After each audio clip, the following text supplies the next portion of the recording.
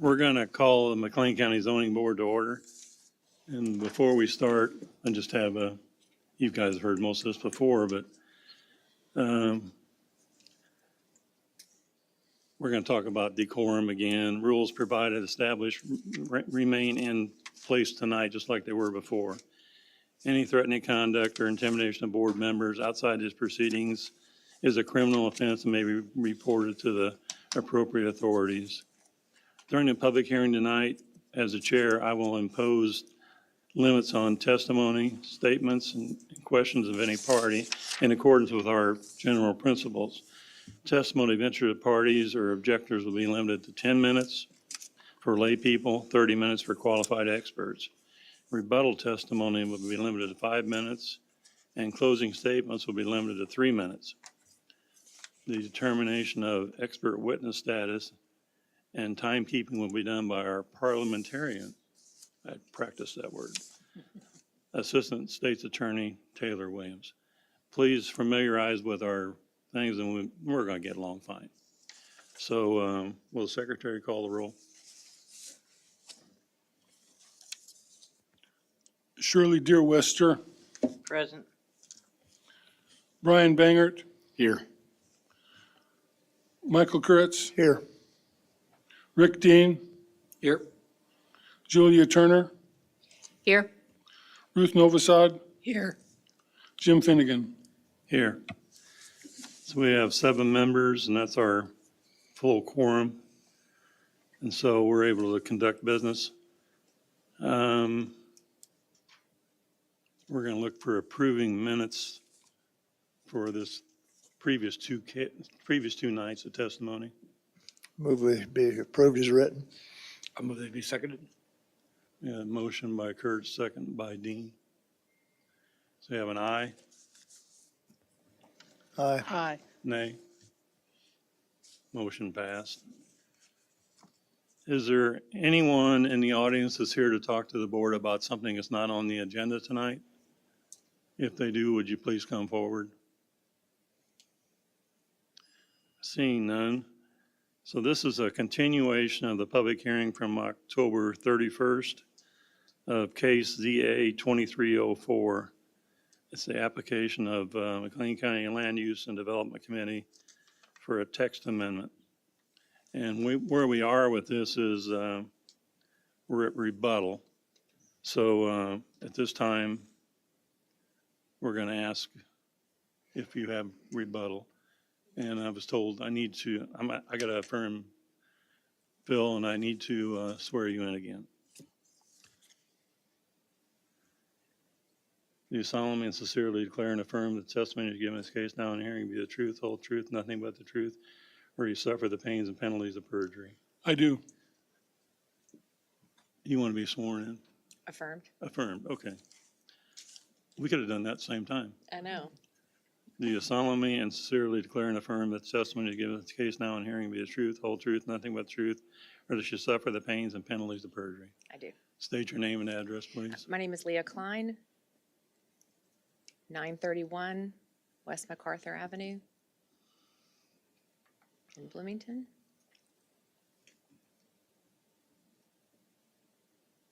Got it. Go ahead. Okay. All right. Thank you so much. I have 2 items I would just like to speak about that have been brought up in the testimony so far. One having to do with the setbacks and the other with the legal authority granted to the county. First, the setbacks. The CO2 work group spent a good deal of time talking about the issue of setbacks. We know that the standard setbacks in our code and in the safety manuals for deep gas wells are 660 feet. But as the expert witness, Dr. Whitaker himself admitted, while there might be similar industries where setbacks are more established, there are no rules in place that address setbacks for CO2 sequestration wells in particular. Unlike gas wells, there is little to no agreement about who will be legally responsible for regulating CO2 wells long term. The companies proposing wells often speak of a 30-year monitoring commitment, but will also explain that injected carbon will not solidify for approximately 100 years, if that. I think the gap here in the time is obvious, and in the absence of any state legislation clarifying husbandry of these wells after the initial 30-year period, there are legitimate concerns about safety. So our determination at 1,500 feet is a response both to the anticipated risk as calculated by science and the regulatory risk, a result of the ongoing uncertainty in the regulatory environment. Folks who support carbon capture projects say that our proposed setbacks are too strict. Those who oppose the industry say that they are not strict enough. As some might argue, if both sides are mad, you might have found fair.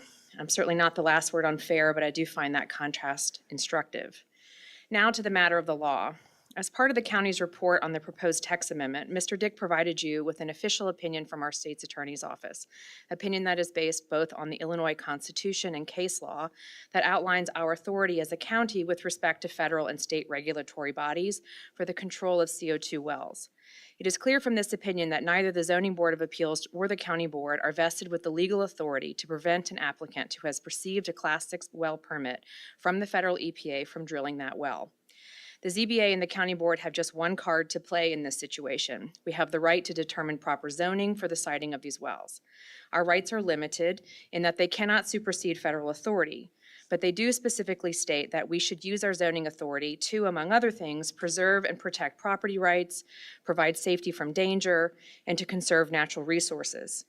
The amendments that we have sent you for approval attempt to achieve the first two of these, to provide clear guidance to applicants, and by extension landowners, and to provide safety from danger for both contributing and non-contributing residents. The third of these, the preservation of natural resources, is not something that we can easily achieve in this code because of the superseding authority of the EPA. However, it is very clear that the protection of the Mahomet Aquifer is of great concern for our constituents. We as a work group and a committee have made public commitments to opposing, with the EPA directly, any application that seeks to drill a CO2 well through the Mahomet Aquifer. We have joined the Mahomet Aquifer Advocacy Alliance, an intergovernmental alliance intent on safeguarding the aquifer, and we have budgeted money to hire an attorney with a specialty in environmental law to assist the county in this effort. As I said before, we have one card to play, and we are playing it the best we can. Unfortunately, the advocates for and against CO2 wells, while perhaps saying all of the right things, appear to be saying them in the wrong place at the wrong time. They're asking you, and by extension the county board, to render a verdict on carbon capture as a solution to climate change. But we cannot legally do what these activists ask. Only the EPA, and perhaps at some magical point in the future, our state legislature, can approve these wells. And I hope that the people here this evening take their voices and positions to the EPA when that agency holds public hearings on both applications pending for this county. That is where that fight must be waged. As I'm sure you know, the ZBA makes recommendations to the county board on special use permits and text amendments. It is the authority of the county board to accept or reject, in whole or in part, the recommendations of this body. It is not the role of the ZBA or the county board to determine if carbon capture is good or bad, appropriate or inappropriate. Our role, your role, is to determine whether the text amendment proposed to you, in your opinion, meets the legal standards and limitations permitted this body by Illinois law. In my opinion, it does, and I ask you to support it. If you find the setbacks that we have proposed to be too restrictive to consenting landowners or to the safe siting of the wells, you are welcome to suggest potential variance language to this effect in your verdict. Whatever you suggest, I know the county board will take your recommendations seriously, and thank you again for your time and commitment to our county. Thank you. Thank you for all your work. I have questions from the board on the rebuttal. You brought up the limits for consenting landowners. Did you have discussion within your group about differentiating between consenting landowners and those who really had nothing to do with it, that just happened to be living close? So the issue of contributing and non-contributing landowners is always an issue. And in the work group and in the Land Use and Development Committee, that idea of having an exception policy was brought up, but they decided not to do that. But that doesn't mean that the greater county board might not take a different opinion. But it was discussed. It was.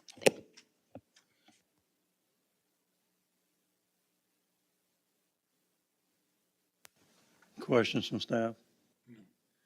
Would anyone in the audience have questions of the applicant on her rebuttal?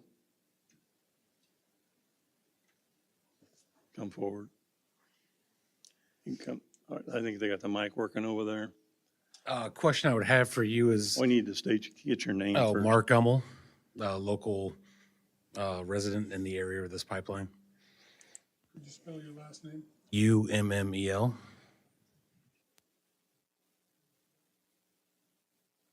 Okay, it's 39118 East, 1900 North Road.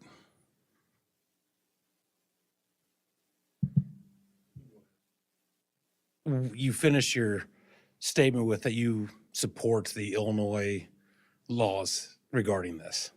But then you started your statement saying there's very few laws regarding setbacks and other issues with this because we just don't know that much about CO2 and wells and things of that nature. So I felt like that was conflicting. So what exactly are you supporting when you said they didn't have much to support when you started your statement? Sure. So the law that I was speaking about, sir, has to do with the county's legal authority in zoning issues. So Illinois Constitution and state law give the counties certain roles to play in the zoning authorities. So that's what I refer to in the sense that we do not have the ability to supersede federal law when it comes to the siting of CO2 wells. At the start of my statement, when I said that there's no regulatory authority, is that at this point in time, there is no decided regulatory process for the long-term regulation of these wells, whether that's going to fall to the federal EPA, the Illinois EPA, or some other agency. So I'm speaking about two different sets of laws, one having to do with the long-term regulatory work on the CO2 wells, and then our placement in sort of zoning authorities when it comes to the state of Illinois. Yes. Don't you believe that you guys should wait until these regulations are established by the Illinois EPA and whoever else has established these guidelines? So who would be establishing the guidelines, I guess, is one question. At the current question. moment, the state legislature in the last legislative session had 3 different bills, 2 in the House and 1 in the Senate, and none of them went forward. So there have been some legislative efforts, but we don't get to determine when companies start applying for them. So we have to be prepared in the absence of that kind of regulation to have some rules in place. And you might find it instructive about what happened with the wind farms is that those wind farm processes went on for years, controlled primarily at the county level until finally the state made some regulatory rules in place, and they've just been updated. So that took a number of years for that to happen. So it's a cart before the horse situation, so we have to set ourselves up in the best way that we can, given that there's currently not a whole lot of structure around this in the state. I would 100% agree with what you just said, that the cart is in front of the horse on this project. Remember, we're talking about the text amendment, not the One Earth project. Would anyone else in the audience have questions? Please come forward.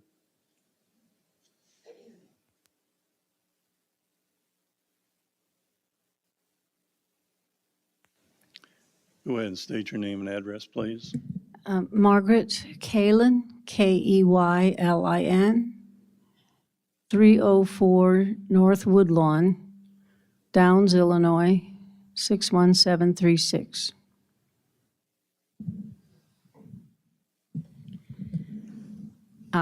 One question I have is, in terms of the setbacks, you took into account science and regulatory ideas, but did you take into account real-time experiences like the Satartia blow-ups and the different leaks and things that have happened there? Were those involved in your decision on 1,500 feet? Because in Satartia, it was at least twice that, and 300 people are in the hospital, 49 of them, well, 49 went to the hospital, 300 evacuated, and some of them still have Just a lingering question, please, ailments. not testimony.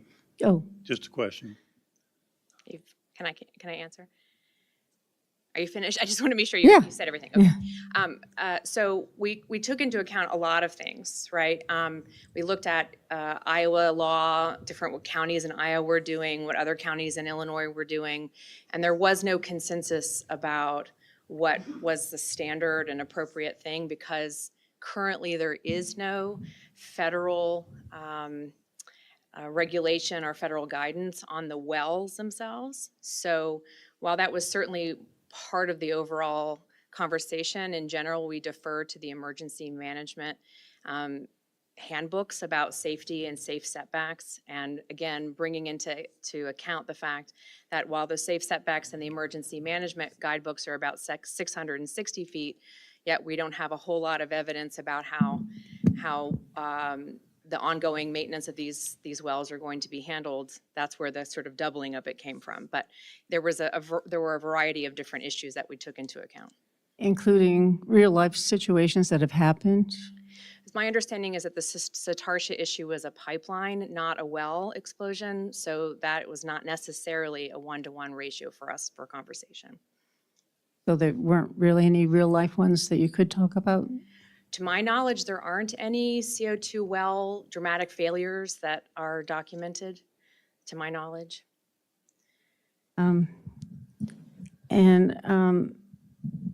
About, you spoke of the law, having no federal or state rules in place at this time,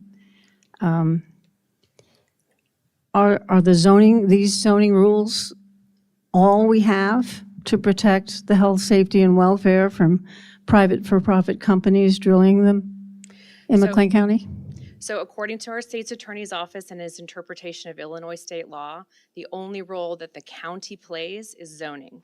That doesn't mean that it's the only place that residents can speak about the issue. When the federal EPA has their hearings on each of the cases that comes down, there will be a 30 to 45-day period for public feedback and public conversation.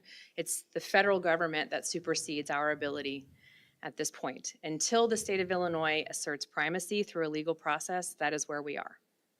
So if these zoning amendments are passed, then we have to live by them.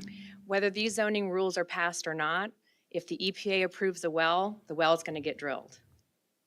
And also about the state bills you mentioned, are those state bills dead in the water? To my knowledge, they were referred to me by Senator Kaler's office as on ice. They are in a sort of holding pattern, and we're through the veto session, so nothing's going to happen at least until the next session So convenes. they're not dead. Well, they sit in a hopper, so to say. So dead or on ice, I don't know. I don't have the ability to decipher the difference. Thank you.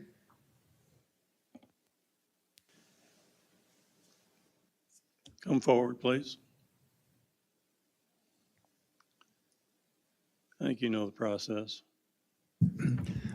William Rao, 3715 Wineway, Bloomington.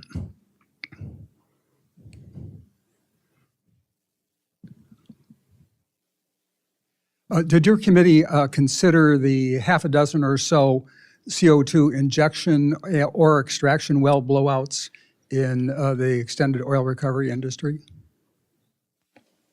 I just She- answered she that didn't give question a few testimony minutes on ago. that. You didn't give testimony about that tonight? I did not give testimony about that today, no, sir. Okay, thank you. Any other questions about her rebuttal tonight? I don't see any. So at this point, would anyone in the audience want to give rebuttal on the applicant? You have a chance to present a rebuttal of her rebuttal, if you understand what I mean. It's just about what you testified to tonight. If you want to do a rebuttal on that, come forward. And if not, we're going to move to closing statements. And anyone that gave testimony can give a closing statement if you want to.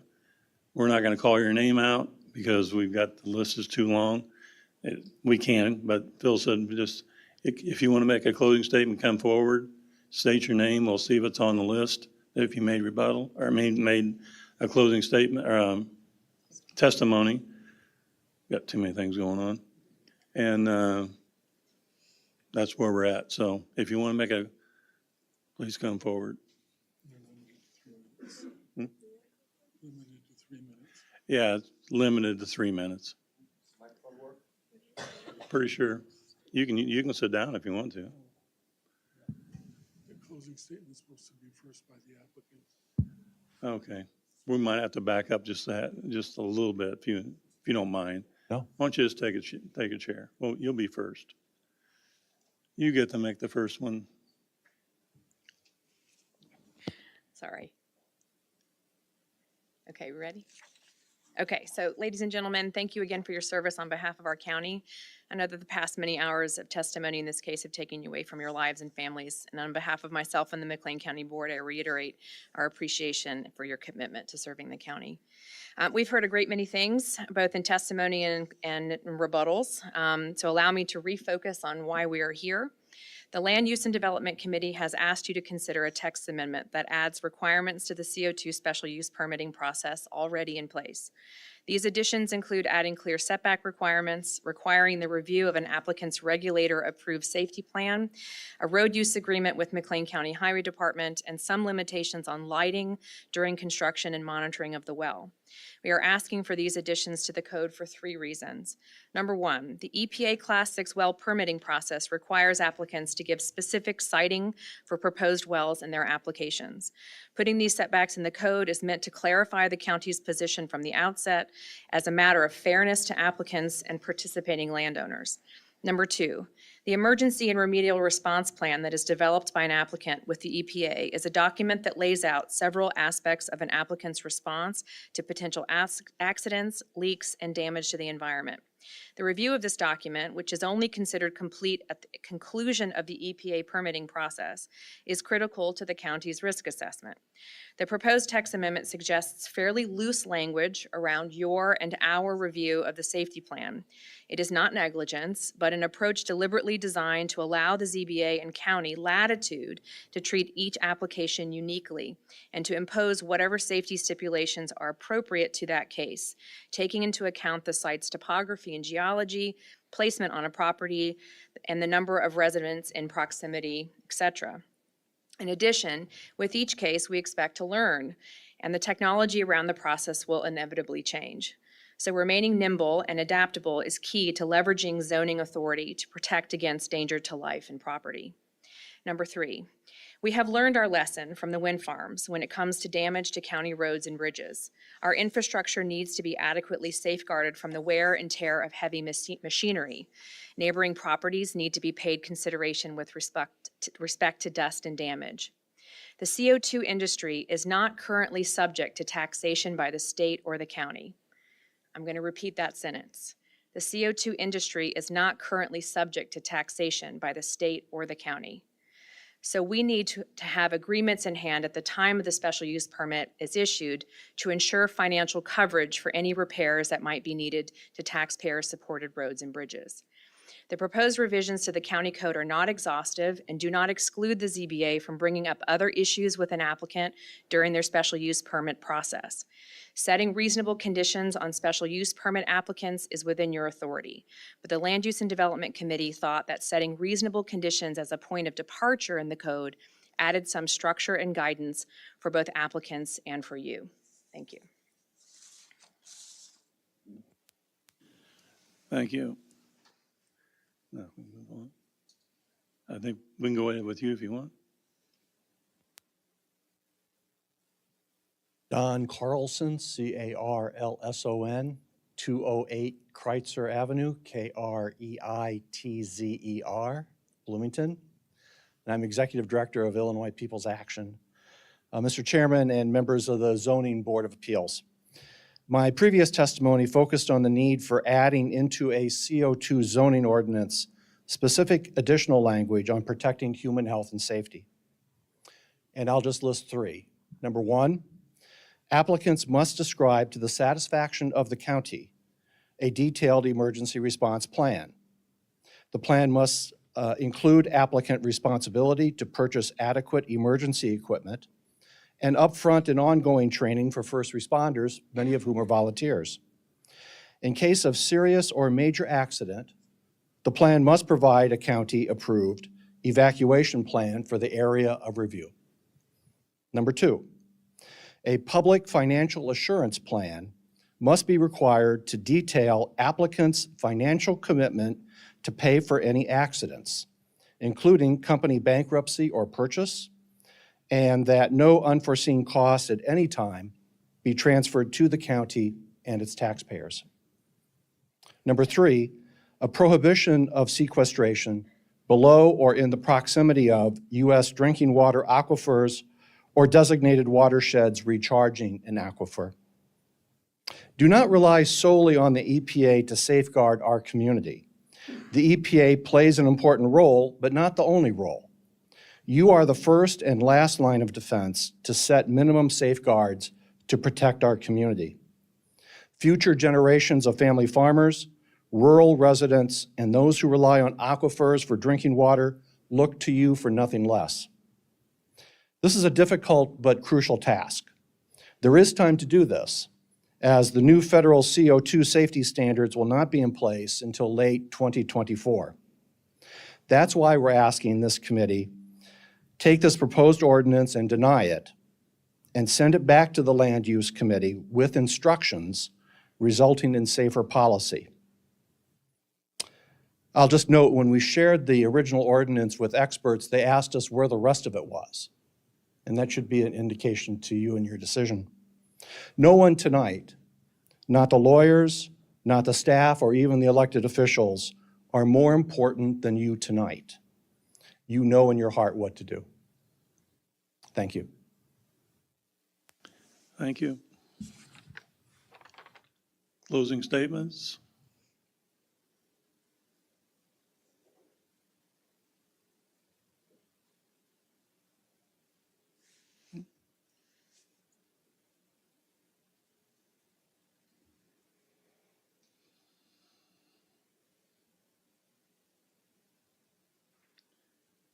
Name and address, please.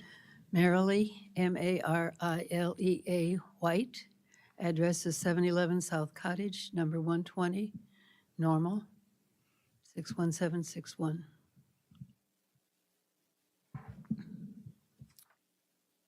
CO2 pipelines and sequestration are not the answer to climate change. They are a way to help fossil fuel producing industries Could get you rid of. speak closer to the mic, please? Okay. CO2 pipelines and sequestration are not the answer to climate change. They are a way to help fossil fuel producing industries get rid of industrial waste. These pipelines take more energy to create than they save. It will make Illinois a dumping ground for other states to get rid of their CO2. The Navigator project puts the Mahomet Aquifer in danger of pollution that would make the water supply for some 850,000 people, including the town of Normal and ISU, unsafe to drink. I am one of those people. There's no known way to clean up the water once the CO2 has leaked into it. Navigator's project would run pipelines through the Mahomet Aquifer and put storage under it. Neither one of those is safe. CO2 is very dangerous stuff, and it renders people unable to breathe and cars unable to run unless they're electric vehicles. Emergency services do not have the training or the equipment necessary to deal with a CO2 pipeline rupture. The earth does not belong to us. We belong to the earth. Let's take care of it for the sake of humanity and because it's the right thing to do. Please say no to any form of CO2 transportation or storage in McLean County. I urge you to lead by example. Thank you. Thank you. You can. Good. Yep.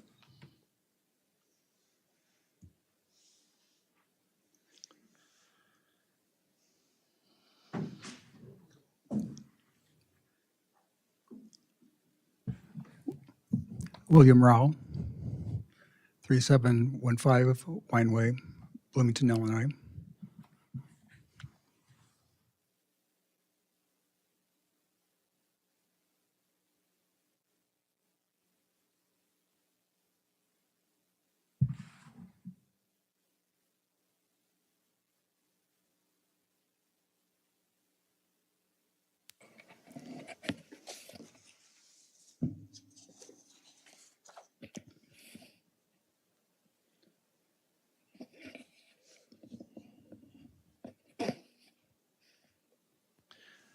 Bill says there's a problem with what you've submitted. I'll let him explain it. Pardon, sir, I didn't hear you. We don't accept evidence as part of closing statements. Okay, fair enough. Okay. Committee members, please give thought to 3 points. First, rewrite the open-ended language on response plans. The gassing of Sataria, Mississippi tells us that these plans must include at least 4 requirements. 1, electric emergency response vehicles. 2, air packs for all first responders. 3, training of ER staff on how to treat CO2 asphyxiation. 4, evacuation plans. The first 3 hampered evacuation efforts at Sataria when first responders found people passed out in their homes or in cars that had stopped running. Responders could remain only briefly in the hot zone before emergency vehicles began malfunctioning. A first responder lacking an air pack had to leave the hot zone prematurely and required oxygen therapy afterwards. Finally, hospitals did not know how to treat their 49 asphyxiated patients.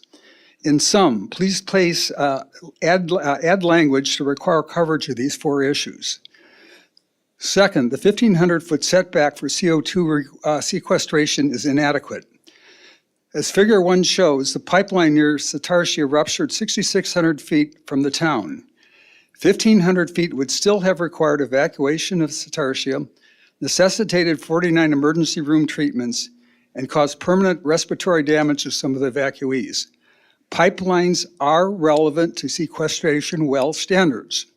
Per Figure 2, pipelines connect right at the top of the injection well. There have been CO2 well blowouts. There can also be pipeline ruptures at the wellhead. A pipeline is part of the apparatus of an injection well. Third, Navigator testimony claims that CCS technology helps mitigate climate change by reducing ethanol's carbon intensity. This claim misleads. According to EPA data, 88% of the total CO2 generated at ADM's ethanol pilot indicator was released into the atmosphere. Moreover, the best current science has found that the carbon emissions of corn farming for ethanol have been seriously underestimated. Even with CCS corn ethanol will contribute to the climate crisis. And we now have less than 6 years before global temperatures increase by 1.5 Celsius, the danger point. That's 20 years earlier than past projections. If we continue supporting carbon-intensive industries, then the lives of our grandchildren, perhaps even our children, will, in Thomas Hobbes' words, become poor, nasty, brutish, and short. Thank you for your time. Thank you. Anyone else for closing statements?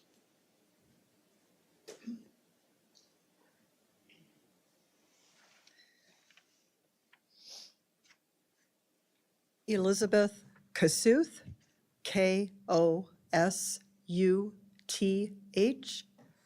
I'm at 3103 Preston Drive.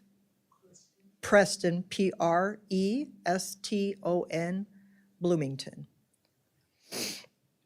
During the public hearing regarding the zoning ordinance a few weeks ago, I voiced my concerns about the danger CO2 sequestration poses to health, safety, and lives, and how the current zoning proposal is inadequate to address these concerns.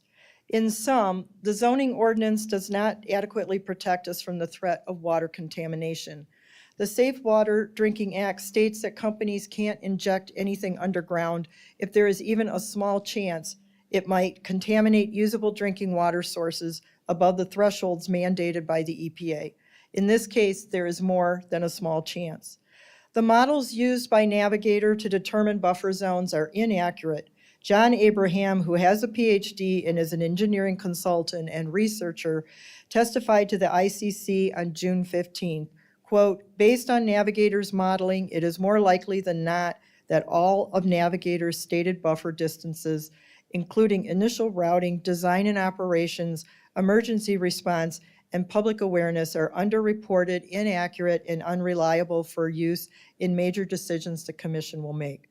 The zoning ordinance does not provide adequate protection or emergency planning. Federal agencies that regulate CO2 pipelines and sequestration sites are currently working on updating rules. Considering what we do know about the danger CO2 pipelines and sequestration sites pose to our communities and our water, I can't think of any compelling reason why McLean County should open the door to this industry until a full slate of safety regulations are in place by both PHMSA and EPA. I'm also concerned about the economic fallout of Central Illinois becoming a dumping ground for CO2 waste from surrounding states. Bloomington Normal has a robust economy that weathers the ups and downs of national economic trends well. A leak or rupture from CO2 will threaten that consistency. It will become harder for State Farm, a major employer, to attract employees if the safety of our water and communities has been affected. They've already relocated a large number of employees and may opt to leave altogether if an accident contaminates our water or worse. People who have the financial means to move will do so, and certainly my husband and I will consider it, in spite of having built a life and a history here since 1992.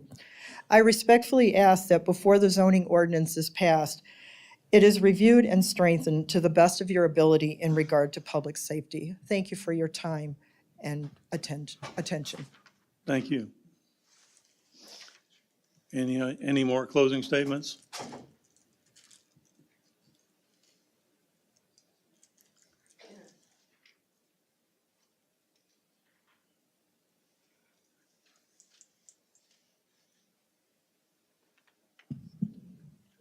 You want my name again? Margaret Kalin, 304 North Woodlawn Street, Downs, Illinois, 61736.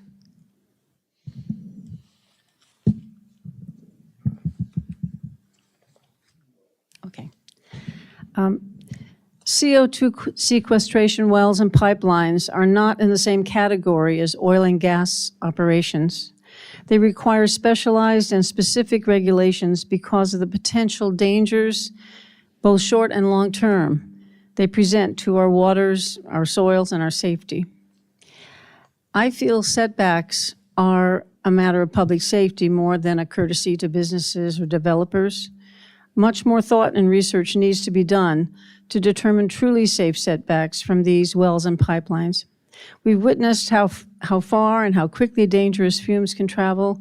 The health, safety, and welfare of the people need to be the first consideration.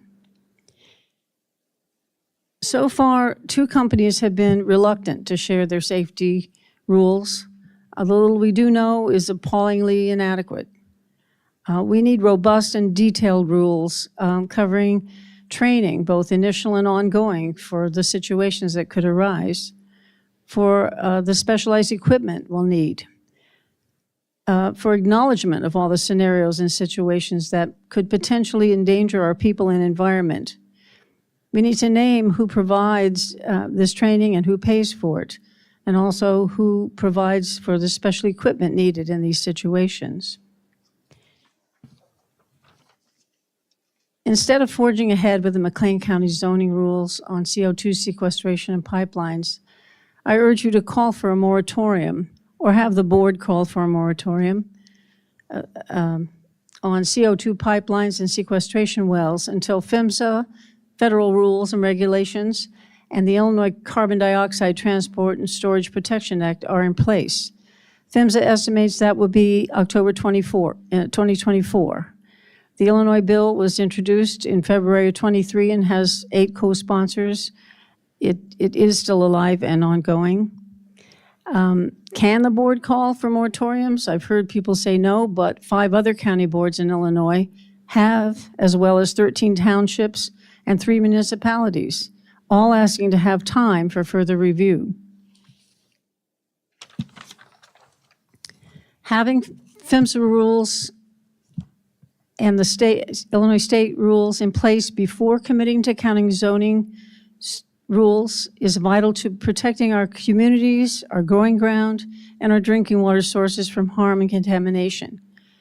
Using the federal and state rules as guidelines, our zoning rules can fill gaps particular to our local needs and situation.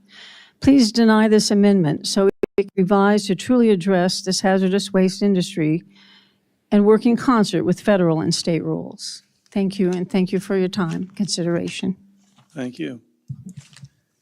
Anyone else?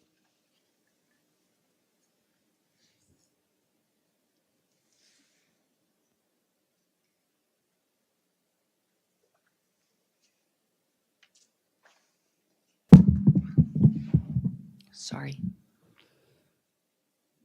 Dawn Dannenbring. 208 Kreitzer Avenue.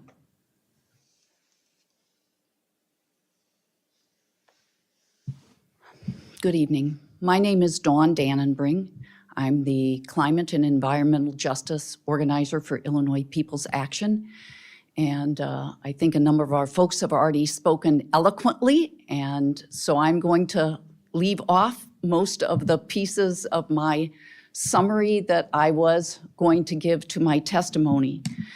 But I do have a reflection from my faith tradition where a judicial system was making a decision when two women claimed that a single baby was theirs. And the judge said, well, maybe we should just cut the baby in half. And to me, the mother of the baby said, no, don't do that. I'd rather the baby go to her. Well, sometimes having two unhappy parties does not result in the right decision. And I think where setbacks are concerned, and I testified to this in my original testimony, setbacks buy time. And if there is an accident, 1,500 feet is nothing. So I implore you to please revisit this and to not just assume that if both sides are unhappy, that something has been done right. Send it back, get the safety concerns right, get the setbacks right, and thank you for your consideration. Thank you very much. Anyone else?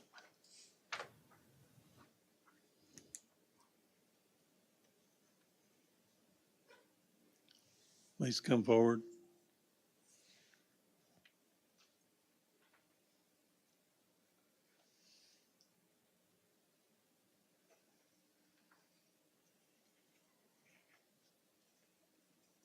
John Sedbrook, John Sedbrook, 7 Kenyon Court, Kenyon Court, Bloomington. So I think it's important to have a balanced statement here instead of all one-sided and it turning into an echo chamber of perhaps biased fear. So CO2 is not the only gas that's in the community here that is dangerous. So anhydrous ammonia is the same rating as CO2, and yet we don't hear statement after statement of how anhydrous ammonia can cause all these pretty terrible things to you, which it can. Satartia was a unique example. These pipelines aren't bursting left and right. It's rare for this to occur, rare for wells to explode. So Satartia had extended periods of rain, and the pipeline was on a slope, and the slope sloughed, and that's what caused that pipeline to rupture. So hopefully the designers of this pipeline will do a better job with the placement. And, I just want to clarify or retort some of these statements about this is all going to benefit fossil fuel industry. So this is not injection to recover petroleum where we are. This is injection to sequester CO2 that each and every one of us in this room has emitted. And there's a failure for people to acknowledge that we are part of the problem here and we need to be part of the solution. Just recently, within the last day or two, the government released the 5th National Climate Assessment, NCA 5 for US, 500 authors of this from all states of the United States. And it states here that the most recent modeling studies, in order to reach net zero CO2 emissions by 2050, require, on average, 1.6 billion tons of CO2 to be sequestered in the United States. 1.6 billion tons. that can't be done just by planting trees or driving hybrids and so on. It's going to take, as I said before, a 5-alarm fire. It's going to take all these tools we have, one of which is carbon sequestration. There was a comment about farming, how the carbon footprint of that is high. Well, I guess, does that mean that we shouldn't raise corn here in McLean County, right? I mean, that's the bread and butter for this county, and so we're not going to be giving that up anytime soon, which means we need to be getting that to net zero carbon emissions, and this pipeline is essential, this well is essential for that. So again, please take into account both sides of the story here. We're in this pickle because we've been burning fossil fuels for, decades. There's got to be risk that's involved in dealing with it, because we're going to be hit by literally billions of dollars of damage from stronger storms, et cetera. There's risk to that as well, right? So. Your time is up. Thank you very much. Anyone else?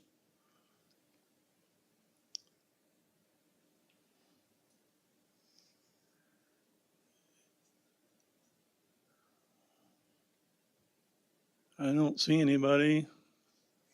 So this part of the hearing is going to be closed if there's no other closing statements, and we're going to go to, so this part of the hearing is closed. We're going to talk it over on the board.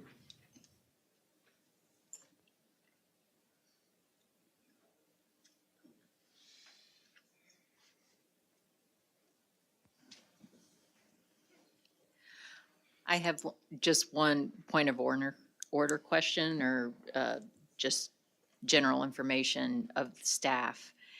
And that is for the, You have to open up for discussion. open for discussion.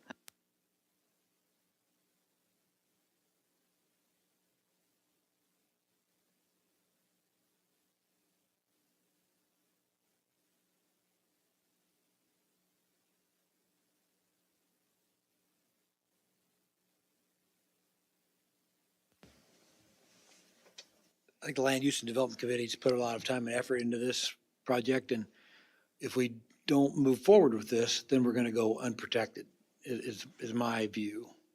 The citizens won't be protected. This gives us some basis of protection that the county is allowed to move forward with. So I'm in support of the text amendment as it is proposed.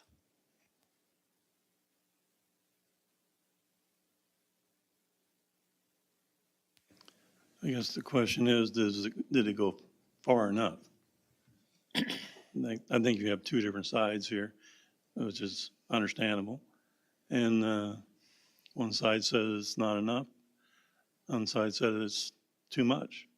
So I think it's what's our feeling about it? In my opinion, we took step one back several months ago to get something on the books so that we at least had our foot in the door. This, obviously, it's a new enough technology that there's so many questions that are yet to be answered, but it doesn't seem as though until the federal government or the state government comes up and gives us a lot of these rules that we're going to be able to do something. So, taking this as an incremental step towards doing something like that, and then as the rules and the science becomes more well-known, being able to change these rules and upgrade them seems to me that rather than go to completely unprotected, that we ought to at least do something.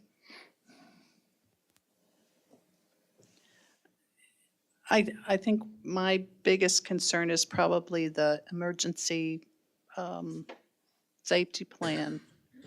And I guess in looking at the text amendment, it says the applicant or owner shall work with local fire department and emergency management agency to develop and fund an emergency response plan. And, you know, that on the surface might be enough, but I guess it does kind of raise questions. What emergency management agency? I mean, I think it is a little vague, and that's concerning for me. Well, I think now's your time. If you think it's vague, we need to put language in there that you're satisfied with.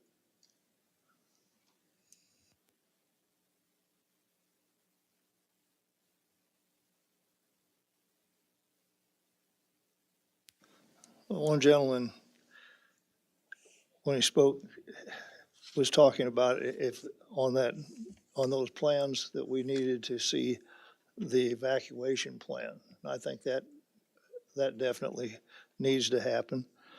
You know, there's a matter of equipment, and I'm going to believe that the fire departments do have scuba equipment, whether they have ample supplies of it to suit up everyone. And you know, I mean, let's face it, when you go into a fire, there's a whole lot of CO2 going on when that fire's burning anyway. So, you know, they have to go in with oxygen tanks anyway. So, but I agree that if there's additional equipment needed, that there should be some language that whatever company is doing this, pony up for that equipment. So It does state here that they would to develop and fund an emergency response plan. And I think, you know, in our experience, we've certainly faced not being the experts on this and coming out ahead of time and saying exactly what it needs to have in place rather than commenting, or I should say adding anything that we think it needs to have once it's before us, once an emergency response plan is before us.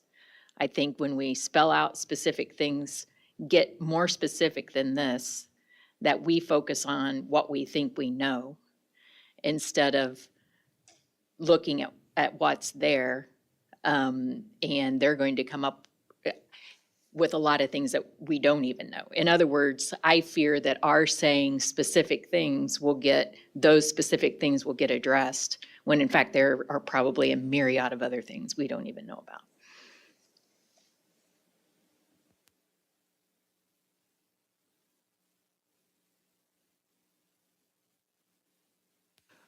Well, so is the intent of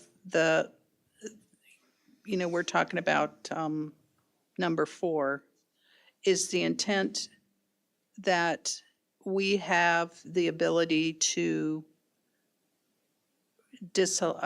reject a special use permit if we do not like the emergency plan? And is this enough language that an emergency and evacuation plan has to be presented and we have to understand it and agree on it prior to special use?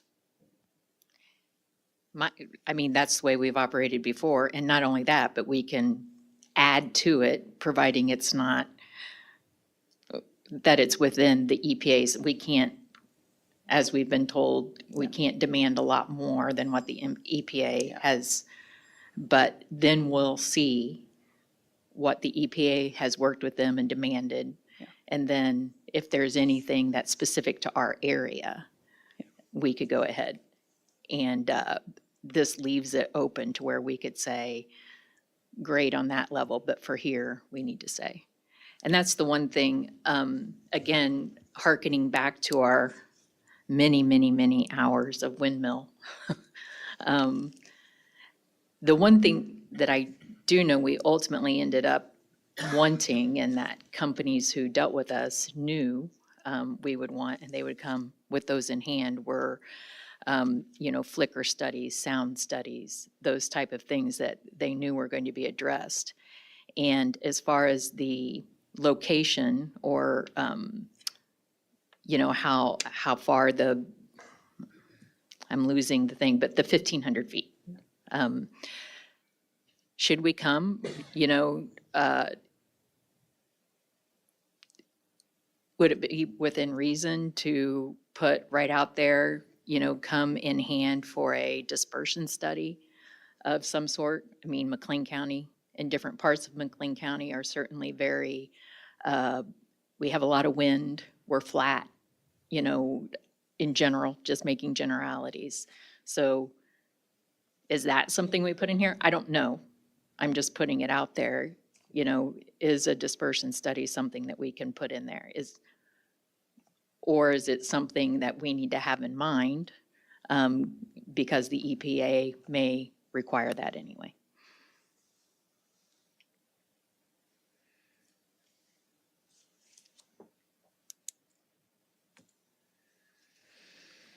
One item that I do particularly like in this is a permit has been obtained from the U.S. Environmental Protection Agency. In order to get that permit, it's my belief that they have to have a complete safety program before they get that permit.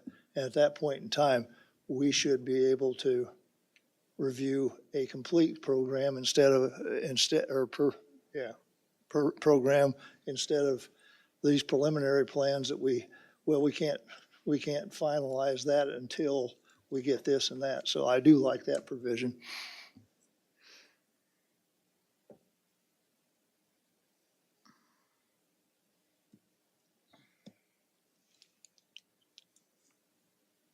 The only other item I would put out there, and again, I don't know if this is in general, but I know for, again, going back to wind farms, when we make a recommendation and it's approved, they have to start building that within 2 years.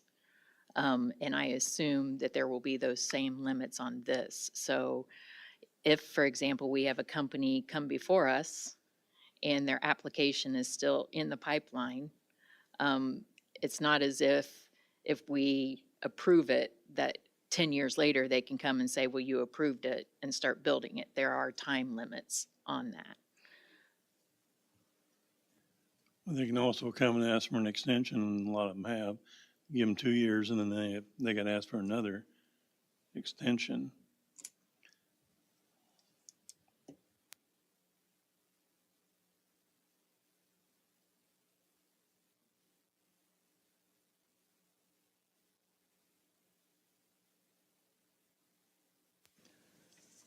I would like to get anything in here that we need to get in here so we don't have to go through this again. I mean, so I think a little thought needs to go into this because I like meetings and I think this was very informative, but I don't think we have to have another one. So, if we have things that we think need to go into this, I'd like to put them in here. And honestly, I mean, the people that testified here and all this stuff, they know so much about this, and I learned a lot, and I really appreciate it. I mean, because we're not experts by any means. We're just here trying to do a job. It's certainly an essential part of the process, and I appreciate everyone's time and attention to this. Chairman, what I would like to do is walk through each of the numbers where the CO2 sequestration is and maybe comment on the exact number to see if there's any changes that need to be made, if nobody else has anything specific. Just one quick question. We've heard testimony that the setback is important, but also it's the actual siting of the well, given the topography of the land. So, I mean,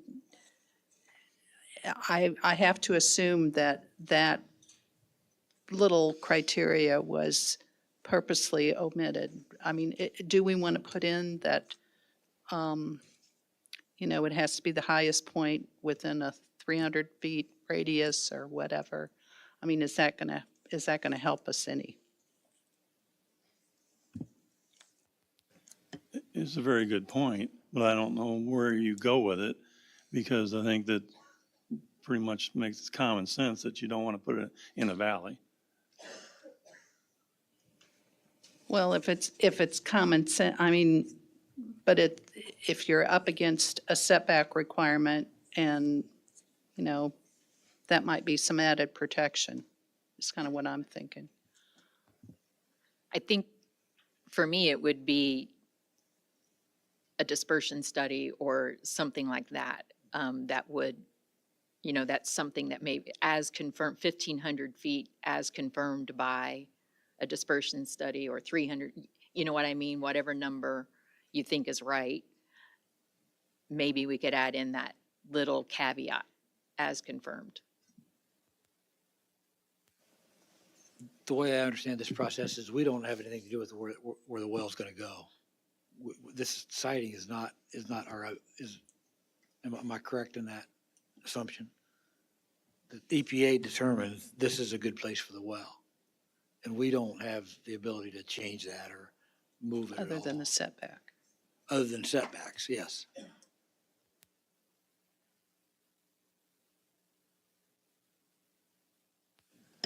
I think that's right and a little bit wrong, because I think that's why we've have our county rule that we're trying to supersede the federal government a little bit by trying to put our foot out there saying, we want to put them here. I mean, so that if you're trying to, if you follow my drift, we're trying to put a few rules out here that they're not going to object to. If they come in and say, no, we're going to do this, we don't have anything to do about it. But I think that really the applicant is going to try and follow the county rules. So and then hopefully it'll be like the federal rules will be okay. But if we don't have anything, then it's just going to come from the federal government or whoever that's going to approve this, and we have no say in it.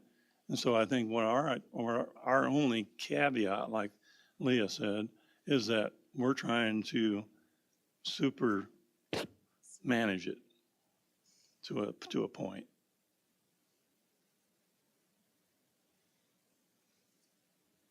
And I don't know, maybe I'm not saying this right, but I think that's what I get out of it. Not that, you know, honestly, I don't think any of us want this, but I don't know that we have the authority not to.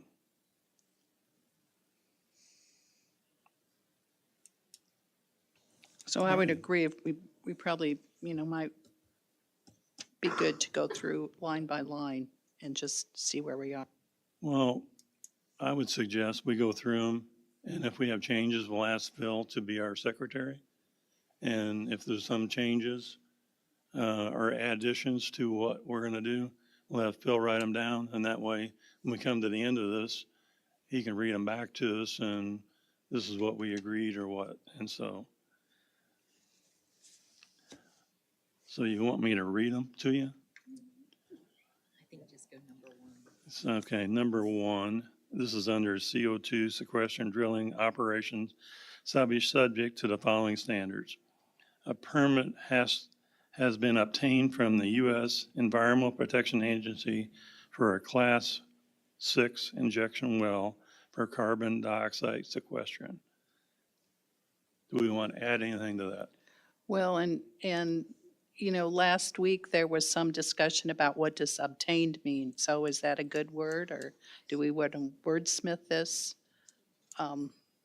Does that mean it has to be finalized, it has to be granted? I mean. Has been issued. Has been issued? I mean, I guess we probably need to have a basic understanding of what that process is, because there was some discussion about it, the permit or the application is administratively complete. But that, to me, doesn't mean obtain the permit. So. This number one isn't part of the text amendment. Okay, we can't change it.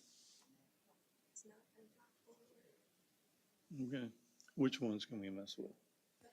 The underlined ones. Only the underlined ones are up for discussion.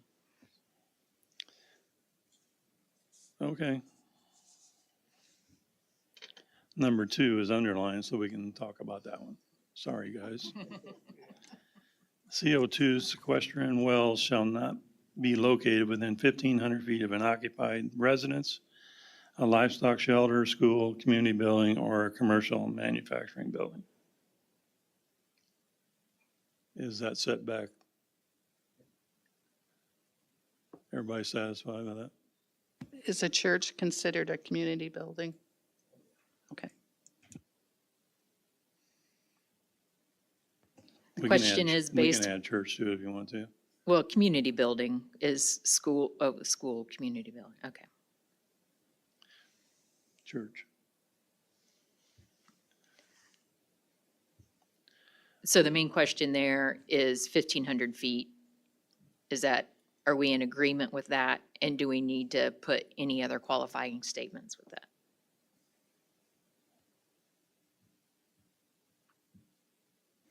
That's where we'd add your, Well, is this where Study. you'd put your dispersion study? I mean, I think it's probably, I don't know if we have to put it. It's something we can always keep in mind, you know, as we deliberate over these. I'm just saying there will be things available to us to consider, and maybe the EPA already demands that. I don't know. Well, is there such a thing as a dispersion study? I don't know, sure sounds good, doesn't it? I mean, I don't know. I mean, if there was something like that, I think it'd be nice to put in there, but we can't put something in there that we don't even know that it's possible. well, I would think that there'd be some modeling on the rate at which CO2 disperses given an accidental release. So if we want to define what study we want, Given wind speed, given humidity, given. Yeah. Given wind speed and humidity and. Well, and myriad keep, of- and we had that, right, with the windmills. They did it in different wind speeds, different temperature, or, you know, different scenarios that they would put in front of us. Whether that was ever spelled out that we needed it is what I can't remember, quite frankly. I think it was a requirement that they present that information to us. So do we want to put some wording in there? The only thing that's coming to my mind right now is if a participating landowner wants a waiver for less than 1,500 feet, are we restricting that to be out of order? I think they can always ask for, I don't know if it'd be a waiver or something. If the landowner on his own land wanted to be closer than 1,500 feet, then it's his problem. So I think that can be asked for at the hearing.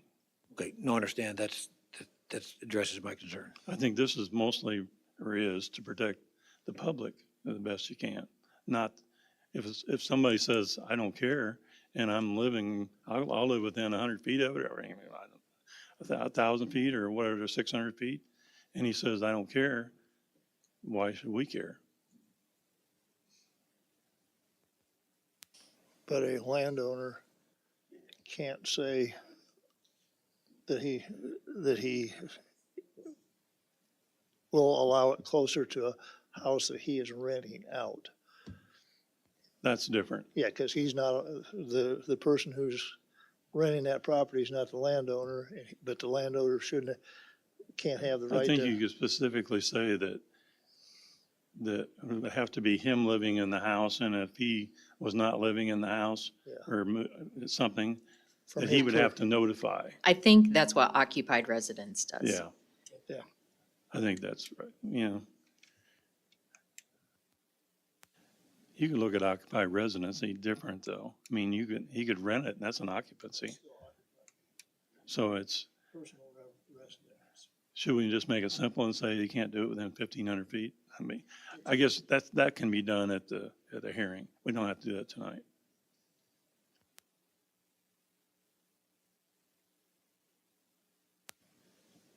So, we ready for the next one, or are we putting something in there?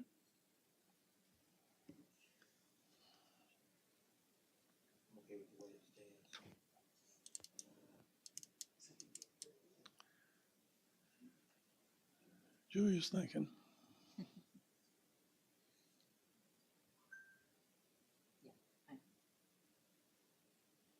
I'm fine either way with the 1,500 feet as verified by a dispersion study or not. Either way, I know what I'll be asking for if I'm sitting here, if it's not in there specifically. Do you have something, Brian? Well, I think 1,500 feet is a minimum, considering it is, these are all unknowns, and we're relying on other people to give us, their expertise in this. A dispersion study, whether you call it that or a modeling study, just something, they're all very misunderstood gases too out there.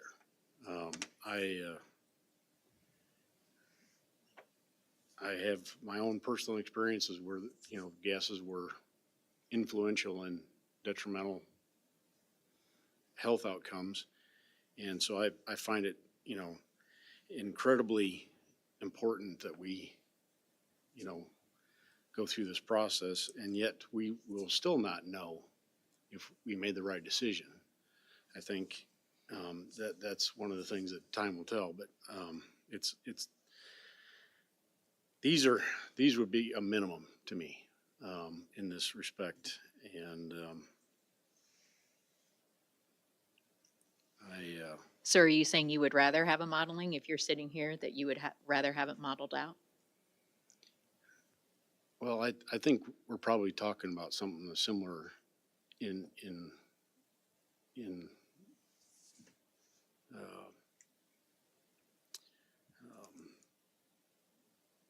it's just terminology. I don't know what would be the most appropriate, actually. To me, it's the same thing. I agree. We're saying the same thing. I was just Yeah. using your term. But what if the model comes back that, oh, in fact, 200 feet's fine? So we're opening ourselves up to two different things, kind of, if we put that in there too. We don't know if the federal government or state is going to put it in. As I recall, we had our setbacks on the wind turbines, and state came in and said, you guys are too strict, and we had to change ours to meet theirs. So, if we put the 1,500 in, they come in and say 650 is enough, we're gonna have to put it to what they tell us to anyway. And so how this would work is that if we left it at 1,500 feet, then if an applicant wanted a variance, we could grant the variance based on a dispersion study, or not. If the applicant wanted a variance and there was a participating landowner, we could just grant it. We would have to have a study. Well, I mean, that, like Julia said, that's one of the things that we would ask for is why is it safe to grant the variance?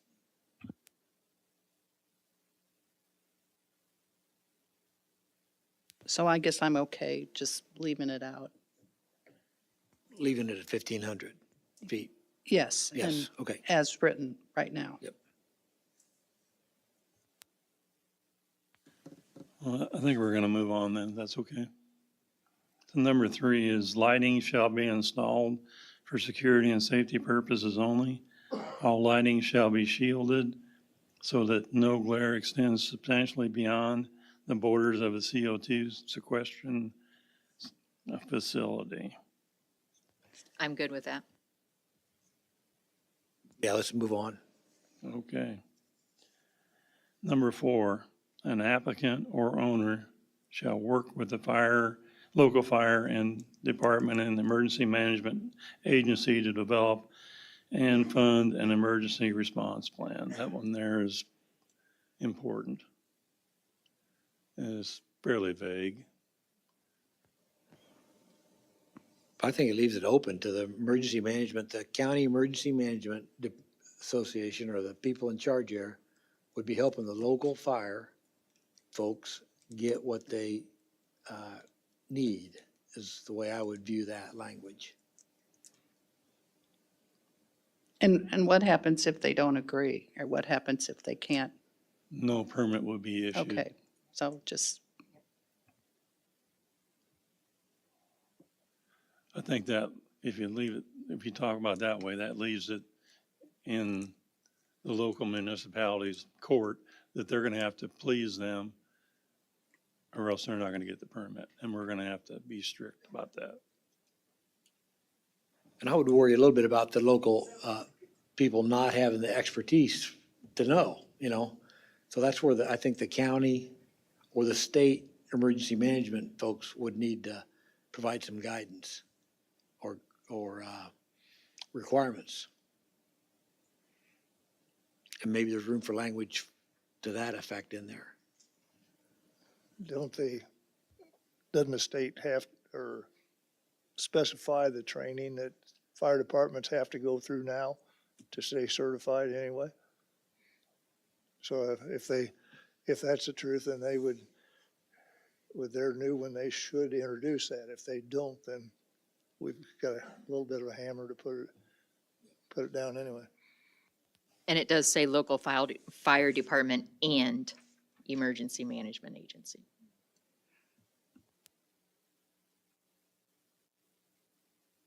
We think it's vague, but we think it's open-ended enough to provide what's needed. And the funding word is critical there as well. Honestly, by being vague, it might be better because then it's open-ended to their side. We're not limiting it to a thing that says they gotta do this and maybe we don't have everything we know about it. What do you think? Agree. Is there a stronger word that we could put in there other than just the word funding? Is there something that we could enhance that word to be more confident that the applicant is going to help these folks monetarily? Well, there was some testimony about that they ought to provide an electric vehicle and things that would work in the case of the CO2. We want to put that in there? I think it is in there. I think when you say fund an emergency response plan, and it's under, the sequestration headline, you're talking specifically about CO2 sequestration. So they're funding whatever it takes to provide proper emergency response to this.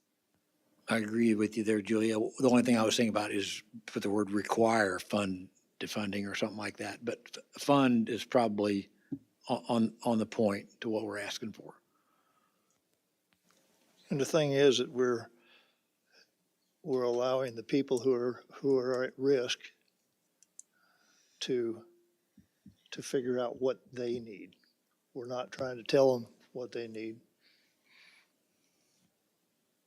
and there's no question in your mind that an emergency response plan would also include an evacuation plan.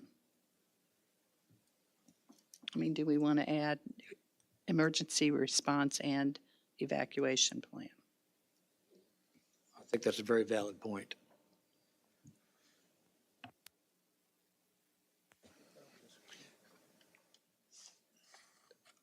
I'm still a little bit hung up on it. We are recognizing the word fund is in there, but it's funding an emergency response plan. A plan is a document. To me, it should include any and all necessary response equipment or something. That's kind of where I was trying to go to, Brian. That's a good Well, point. you could just say that the emergency plan would have to include that, all equipment needed, or however you want to phrase it, but I think it's a very good point. Yeah, I don't think we would, a lot of these fire departments are not capable of funding this because they're not a tax, there's no tax assistance for some of these response. Yeah, so somehow if we just could word that in there, somebody that's a wordsmith. And any required equipment.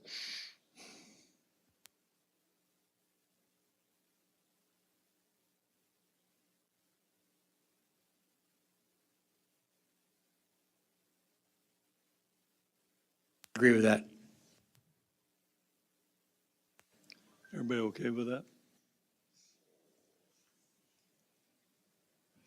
So what if you have two companies coming forth at the same time? Do they both need to buy the equipment?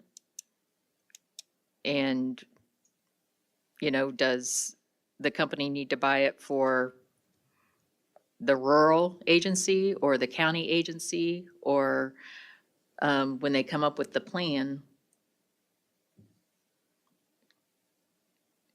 do they need to state that specifically? I guess that's where it would be in the plan. They would decide that.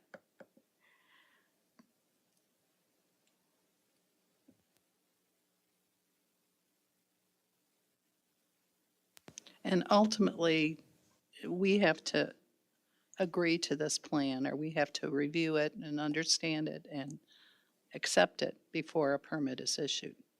Correct. So I think we're the judge and jury in what goes into that emergency response plan. Well, we're a jury anyway. Well, Well- The county board's the judge. yeah, well, that, yeah. I would say at There's that that. point, somebody's going to come and talk to us about what they Yes. need. They've done that in the past. And they're going to say, we need this, this, and this. And it's been worked out with the company or whatever. And at that point, you know, it's going to be done. And it's going to be a part of the process. Would you agree? Because that's where Yes. the wins is specifically with certain things, and they work with the government or with the local, and I think this is similar. But that'll be a part of the special use process.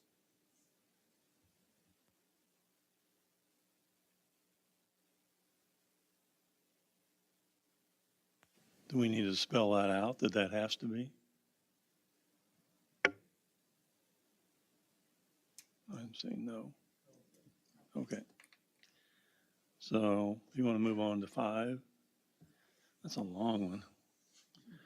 An applicant or owner shall enter into a road use agreement with agencies having jurisdiction of the roads to be used for the construction, operation, and maintenance of the facility, which shall include the minimum of the following: conduct a pre-construction baseline survey to determine existing road conditions for assessing potential future damage, secure financial assurance in a reasonable amount agreed to by the relevant parties for the purpose of repairing any damage to the public road caused by construction, operation, or maintenance of the CO2 sequestration facility, provide the Director of Building and Zoning a signed copy of any agreements pertaining to the use of public roads. It really spells out pretty good. I believe it does too, and I think that this language probably came directly from the wind farms, and it served as well, is what I would say. I really can't think of anything to add to that.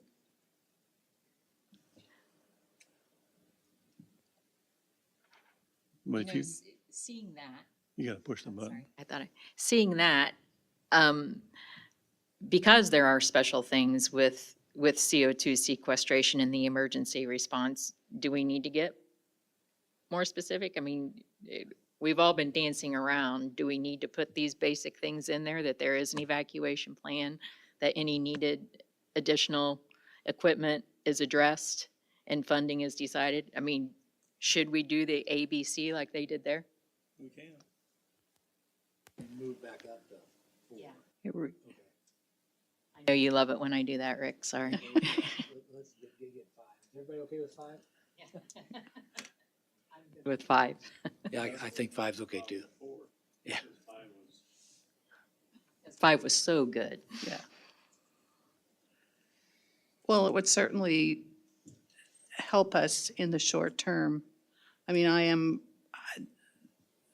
I think eventually this will be usurped by state or federal, but we might as well put it in our code for the time being. And I would be, if there are issues, I would put them in our zoning ordinance right now. We can list them out, just like this Yeah. is, say, the emergency response plan, just like Julia said, should include such and such. A minimum of the following. Okay, let's start talking about them. So we're back to 4? Yeah. now? Yeah. We can go backwards.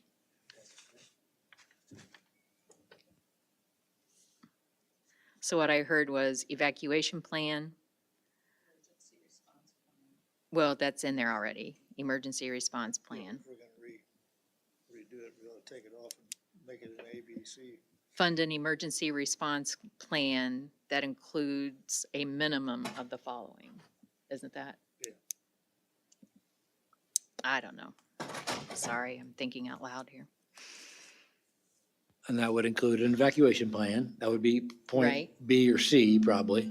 Or A, we A. can even make it Well, A. Yeah. so we're really looking at equipment, oxygen packs, Just say additional equipment. There was some testimony about air packs, and I get a little bit confused about well, exactly that's kind of, yeah, what an equipment. air pack is. Is that oxygen tank and air pack I just say, the same? we just say equipment. Okay, yep. Could I ask a question? I was taking notes earlier and was asked to add to number 4, add evacuation plan and add required equipment. Okay, then it's there already. So is there anything else that we need to do here on number 4 that you were, okay. Let's think about it for a minute.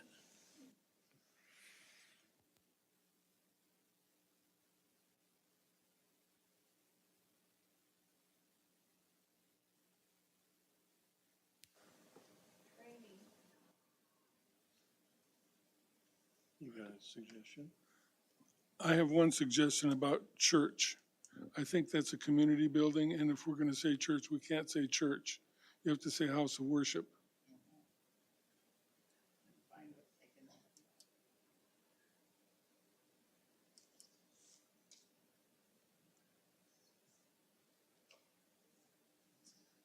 So should we leave out church? Yeah, leave out Yeah, church. leave out church. Yep. Do we need to add training to number 4? Yes. Yep. Yes, Adequate. and recurring or periodic, or it can't be a once and done kind of thing.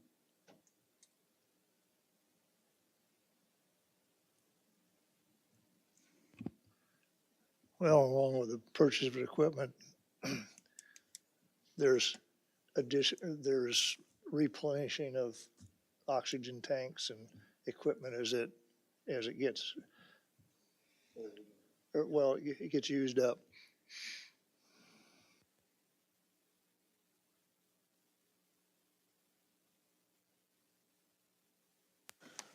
Would adequate training be okay to add? I would think yes. Yes. I would even say adequate training plan, or adequate training and, yeah. You're better at that than I am. You know what I'm saying? Like, they About need to- training and certifications. I mean, I'm sure that there's certifications for all this stuff as to how to, I know, okay, for instance, it's not scuba because it's not underwater, but there is a certification that you have to take to use scuba gear. So I'm sure that you have the same to use it. Adequate training and certification. Yes.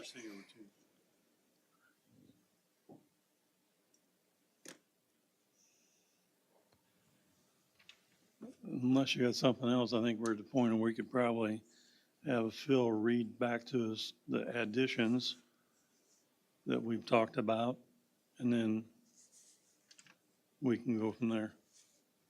That sound good? And you can put them on which bullet point that is.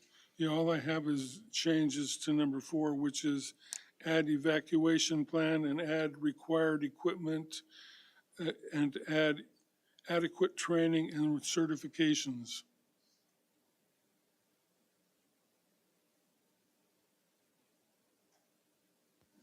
Of personnel or of, that's a given, right?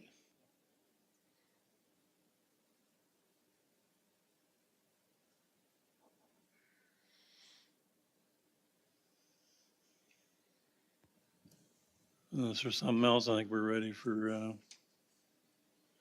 motion.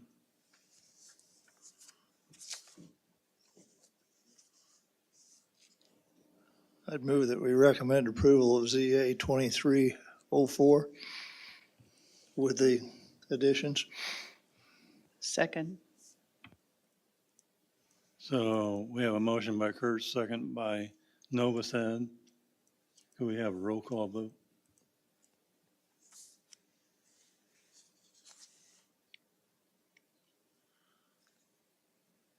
Bangert, Yes. Kurtz, Yes. Dean, Yes. Turner, Yes. Novosad, Yes. Finnegan, Yes. Dear Wester. Yes. It's up to you. This is a recommendation of the county board for the, it'll go to the December meeting since it's too late to get into the packet for the county board meeting that meets on Thursday. So it'll be the second Thursday in December that this will go to the county board. So at this point, we're going to take a 10-minute break, and then we'll come back and we're going to talk about case SU 2306.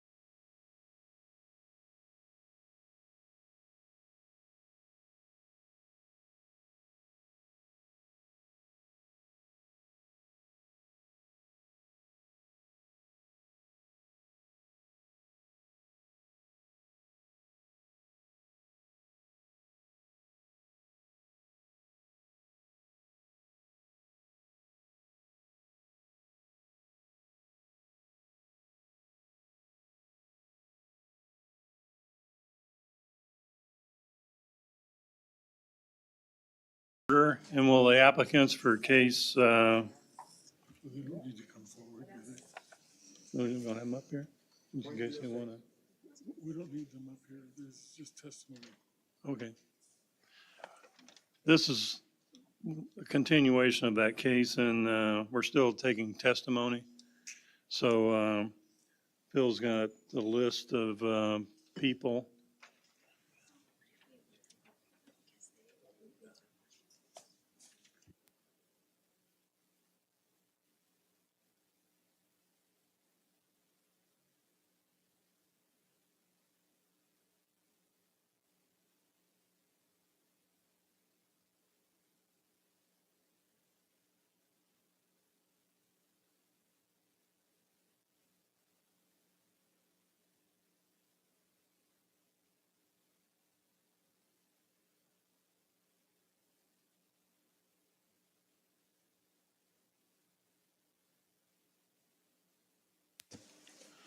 Don Dannenbring.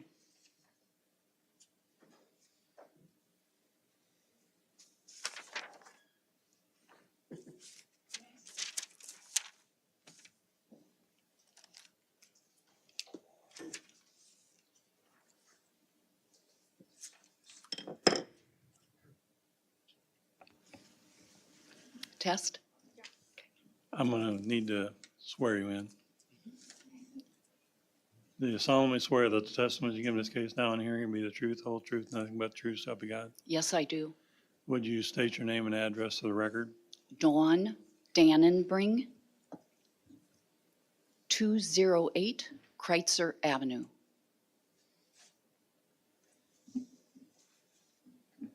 You can go ahead. My name is Dawn Dannenbring, and I'm the Environmental Justice Organizer for Illinois People's Action. I'm requesting tonight that the ZBA deny the special use permit applied for by One Earth LLC for CO2 sequestration. I will present 4 arguments for the denial. First, the ZBA has the power to deny this application as stated in its own regulations and that of Illinois law. Secondly, the ZBA must act under previous precedents as decided in its 2014 denial of a special use permit for Minard Run Oil Company under similar circumstances. Third, the applicant has not demonstrated that it meets the ZBA standards of a special use permit of not being detrimental to or endangering the health, safety, or welfare of the public. And fourth, as a volunteer citizen board, the ZBA does not have the technical expertise or resources to approve a CO2 permit, given the federal EPA and Illinois Commerce Commission are engaged in a lengthy application process that could, in fact, conclude in denial. I'll start with the first and go through them in detail. The ZBA has the legal power to deny a special use permit.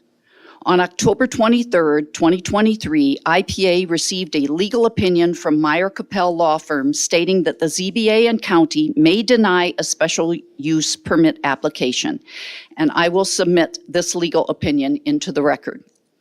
To quote from the opinion, the outcome of a unique application can be a denial. Subsection B of the McLean County Code states that the county board is authorized to deny requests which fail to satisfy the standards of the county code and are not in harmony with the purposes and interests of these regulations and the health, safety, and welfare of the community. The opinion states in conclusion, as the McLean County Code is currently written, the special use applicant would have the burden of proving that the Class 6 well would not be a public health or safety hazard. If the Zoning Board of Appeals makes findings of fact that the applicant has failed to meet its burden, the county board would be able to deny a special use permit. Number 2, the ZBA has precedence to deny a special use permit application as demonstrated by its decision to deny Minard Run under similar circumstances. Members of the public provided over 20 hours of testimony over 5 hearings, almost entirely citizen testimony in opposition to Minard Run in 2014, as they requested a special use permit to frack in the proximity of the Mahomet Aquifer. The ZBA voted 6-0 to deny the permit application. To quote from then ZBA Chairperson Sally Rudolph, quote, I cannot vote to take this type of risk on public health and safety. The county does not have the resources to watch over this. I do not believe we have adequate data to be 100% sure this project will not harm the Mahomet Aquifer. That quote was from the Pantograph, October 28, 2014. 3, One Earth has not met the criteria of the special use permit to demonstrate that the project will not be detrimental or endanger the health, safety, and welfare of the public. We believe that the CO2 sequestration would endanger the health, safety, and welfare of the public, and the burden is on One Earth to dispel any doubts. Our concerns in this area are threefold. One Earth sequestration site, as per the EPA application, is located in the proximity of the Mahomet Aquifer and is in 3 watersheds that recharge or feed the Mahomet. On page 59 of One Earth's application to the EPA, One Earth states, the One Earth Energy Facility and proposed activity area are within the mapped boundary of the Sangamon River near Fisher Upstream Area Watershed, Sugar Creek Watershed, and the tributary to the Middle Fort Vermilion Watershed, which are adjacent to the Mahomet Sole Source Aquifer. The project review area for the Mahomet Sole Source Aquifer consists of the designated Sole Source Aquifer area plus these 3 adjacent watersheds that provide recharge to the Mahomet Aquifer system, quote closed.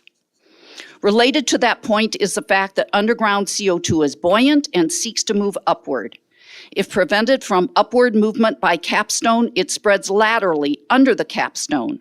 When it arrives at fissures, abandoned oil wells, or the end of the capstone, these capstones don't exist in perpetuity, it again moves upward. Daniel Rich testified to this previously and noted the capstone for this project is neither uniform nor in thickness, nor is it flat. It is at an angle much like the sequestration project off the coast of Norway that experienced unexpected rapid migration of the sequestered gas both upward and laterally. Grant Huber, the author of the global think tank, the Institute for Energy Economics and Analysis reports, quote, once CO2 is injected into the ground, it is effectively on its own. All engineers can do to regulate how much volume of CO2 is injected at a certain pressure. They cannot fix leaks in the rock. They cannot dictate where the CO2 will move. They cannot stop it from leaking once it starts. I need to read that again. Once CO2 is injected into the ground, it is effectively on its own. All engineers can do is to regulate how much volume of CO2 is injected at a certain pressure. They cannot fix leaks in the rock. They cannot dictate where the CO2 will move. They cannot stop it from leaking once it starts. The area of review is also the geographic evacuation zone in a serious accident. It includes Saybrook and Gibson City and the Gibson City School District, including 1,084 children and 161 adults, staff members. One Earth's emergency response plan contains no plans for evacuation of students and personnel. First responders in the area are volunteers.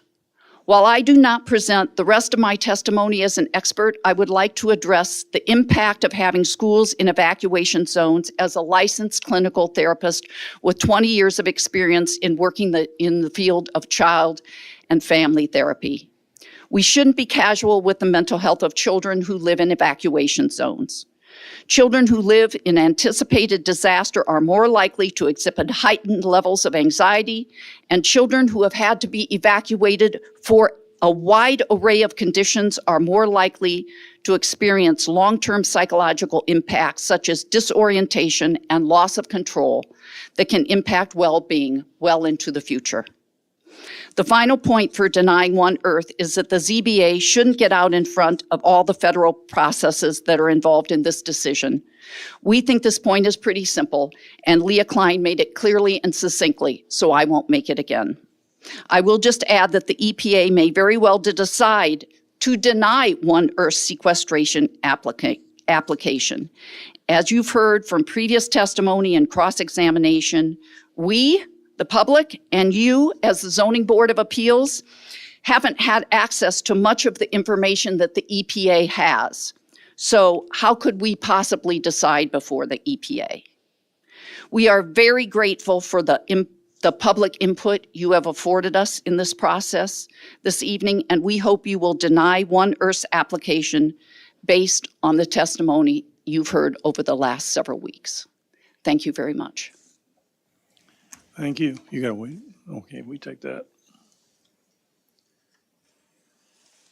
Any questions from the board? This will be Objectors Exhibit 2.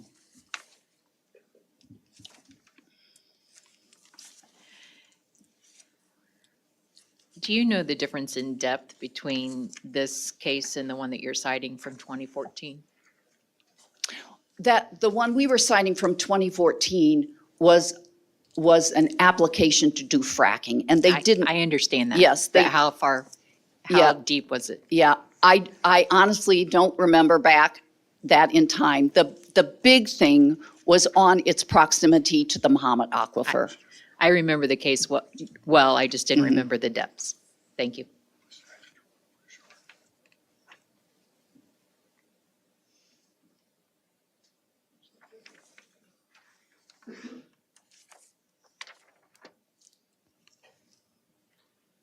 Questions from staff?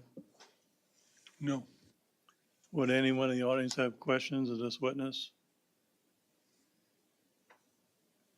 I don't see anybody, so you can push that button. Thanks for coming up.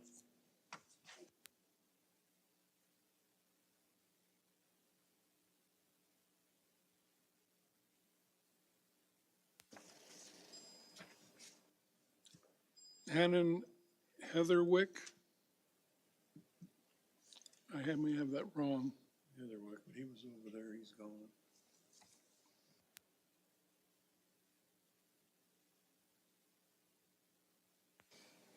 Julie Prandy.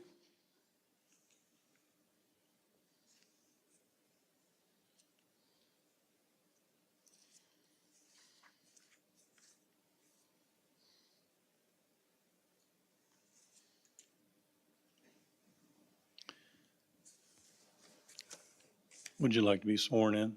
Yeah. Do you solemnly swear that the testimony given in this case now in hearing will be the truth, whole truth, nothing but the truth? I So help do. you God. I do. Would you state your name and address, please? Okay, Julie Prandy, P-R-A-N-D-I. You're gonna have to pull that a little closer. Pull it closer to you. Okay. Julie Prandy, P-R-A-N-D-I, and I live at 905 North Evans Street in Bloomington. I think you got it. Okay. You might want to pull that so you're not in a couple. Just pull it as close as you want. So Okay. we can hear you. Okay, well, we've already heard quite a bit about this, so I'll just add a couple of points here. I also believe that this permit should not be granted until the federal regulations are in place, but I have a little bit other, just a couple of other points to make. One Earth has failed to provide, as we've seen in previous testimony, they failed to provide an emergency response plan that was in any way adequate to the task. We've seen that they don't have the proper phone numbers to call in case of emergency, and that they prioritize notifying company executives rather than emergency teams or county officials. And the other big concern is, of course, our drinking water. As has been mentioned, the site is near 3 watersheds in the vicinity of Mahomet Aquifer, and these watersheds are underground feeders to recharge the aquifer. It also happens that the leaky gas fields at Manlove and Ancona, that was natural gas leaks, are close to the proposed One Earth site in McLean County. And the fact that big leaks occurred there and compromised crops and water wells. the deep saline aquifers that are considered to be the viable subsurface CO2 storage options in McLean County. This is what attracts people to come to our county to do it, because we have those deep saline aquifers, and those have been declared to be the place that you should do the sequestering. All right, so those same deep saline aquifers, that's what they use to sequester the natural gas at Man, Love, and Ancona, and both have leaked. And as has been stated, once the leak happens, really, there's no remediation of it. You can't really stop it. So what does that tell you about the supposed impermeability of the layers above the pores?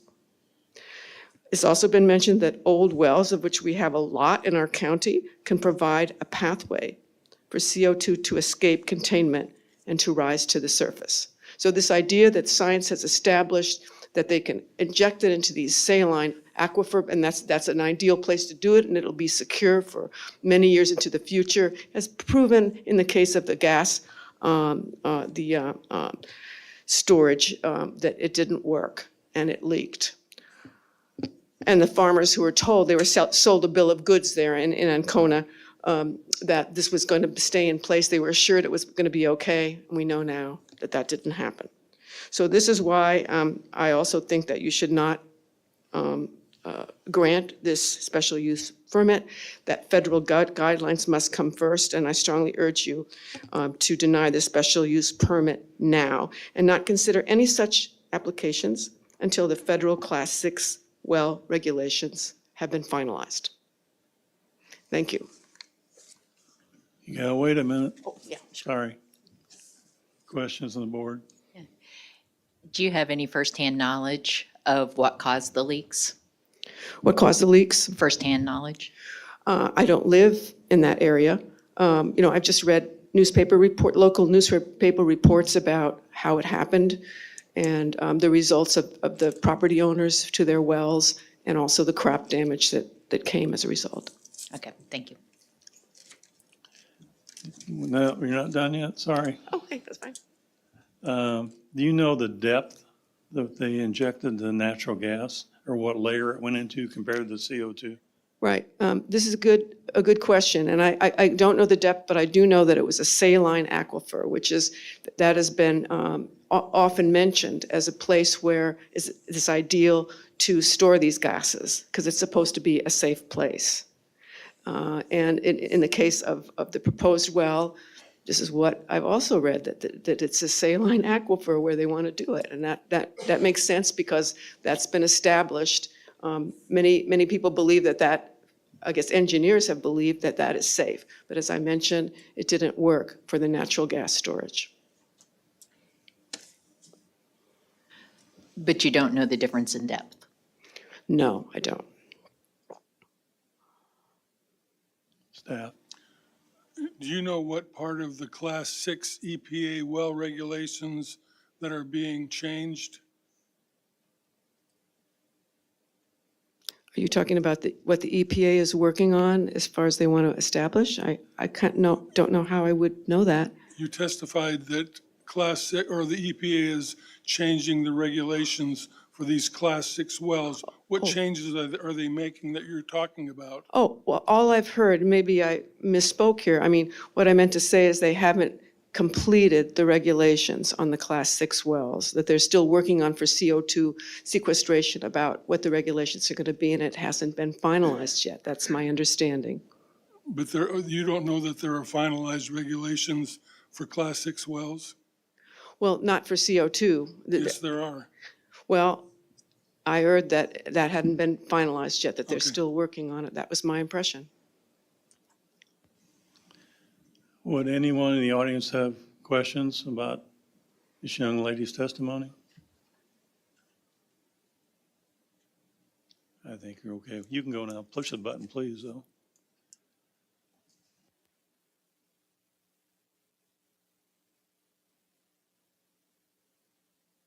Pat Quinlan.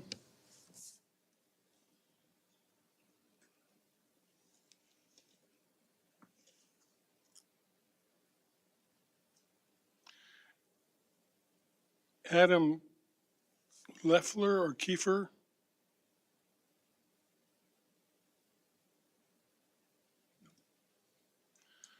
Mike Kerber.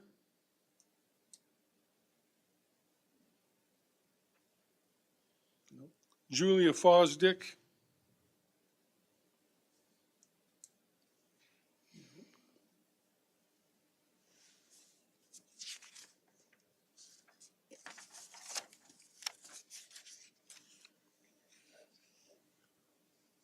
Ryan Bottles. Rodney Landau.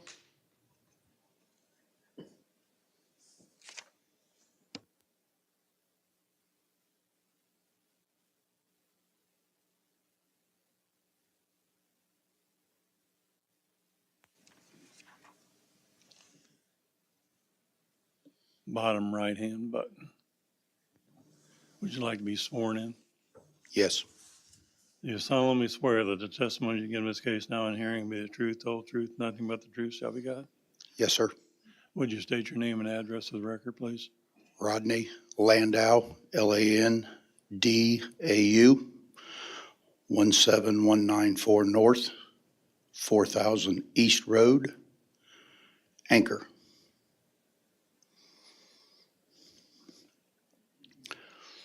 Start off by saying I'm a lifelong resident of Anchor Township, lifelong farmer of Anchor Township. I also am the highway commissioner for Anchor Township. And I will say that when the test well was prepared and drilled, that everything that I asked of them to do for the road district was done, whether it was having to wait while the roads were thawed out in the spring to take equipment in or out. They did what I asked. Second of all, as a farmer, I would like to see this go through because I have enjoyed the last 10 or 15 years of $7 corn. And there's only one reason we have had $7 corn, and that is the ethanol industry. It has been a boom to farmers for the last 30 years. And if this all goes away, because nobody wants to let any carbon go in the ground, if we set precedents here, some other county's gonna deny it, some other county's gonna deny it, some other county's gonna deny it. And when that ethanol plant closes, the money that is gonna leave our farming area because of 5 billion bushel of corn rotting on the ground because nobody's gonna use it is gonna be a detriment to McLean County, to Illinois, and to Anchor Township. Thank you. Questions from the board? Staff? Anyone in the audience have questions as a witness? Got one.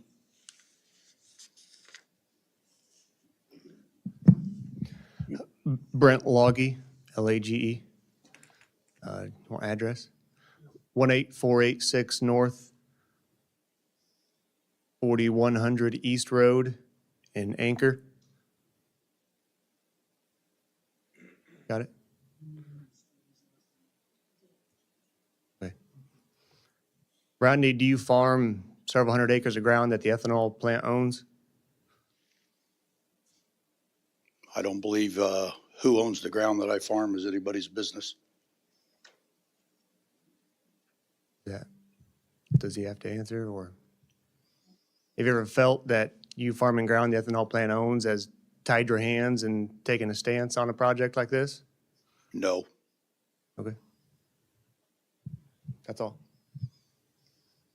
Thank you. Any other questions? I don't see any. Thanks for coming. Push the button, please. Rachel Shively.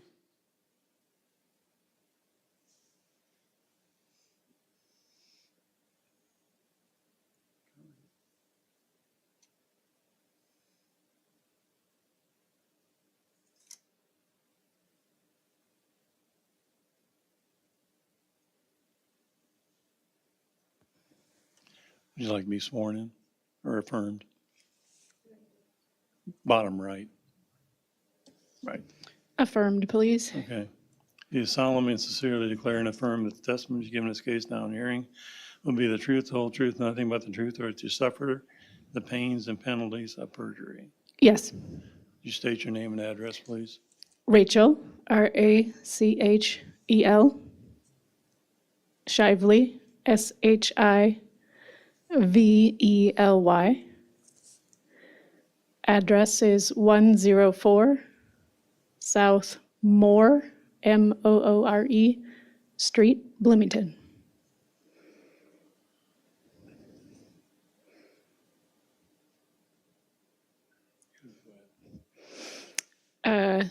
Thank you, everyone, for listening. I urge you to deny the special use permit for One Earth's 3 CO2 sequestration drilling wells. We've been told that the US EPA is not going to review One Earth's permit until 2025. So I urge you not to approve this special use permit before the EPA reviews it and the public has a chance to comment on that application through the EPA process.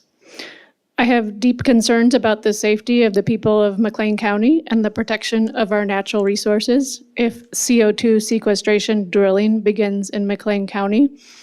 A couple of weeks ago, a speaker from the oil and gas industry mentioned the gas leak in Ancona, Illinois, happened because in the 1950s, they didn't know some important things about drilling.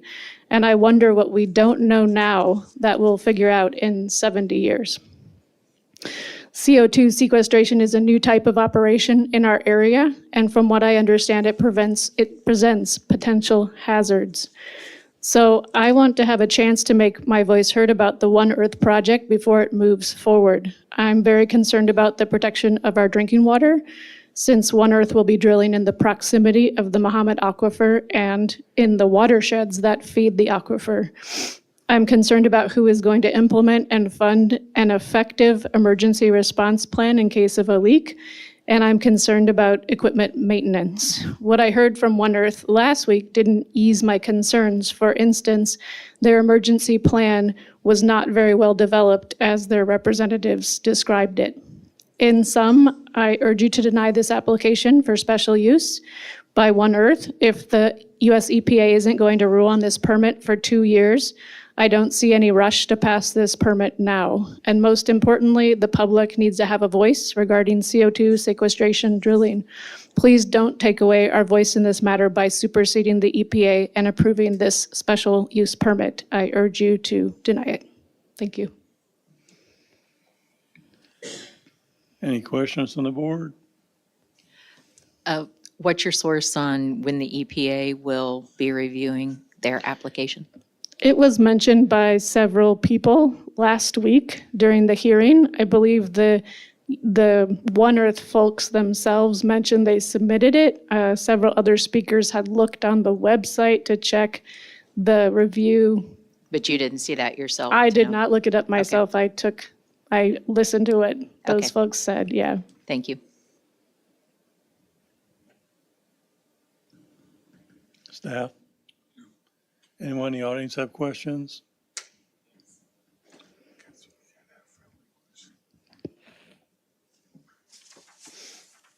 You understand we can't have friendly questions. It's got to be questions about what you testified to. It You is can't lead her. something she Yeah, but you're on the same team here. You understand? well, let's see. You can say no after I ask the question, but you won't know. Dawn Dannenbring? She says no. Go ahead. Rachel, would it surprise you that I looked up on the EPA website and it said January of 2025? It wouldn't surprise me, no. That's my question. Thank you. Any other questions? I think you can push the button. Thank you. That was a friendly. If you know what it's like, it's not permitted.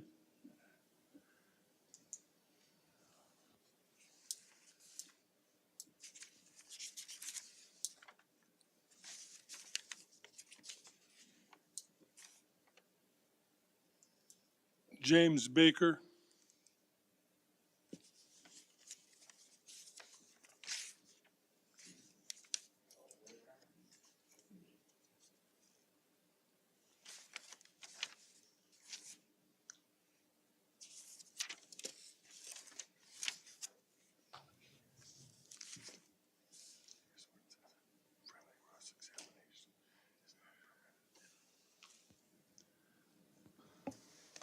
Okay.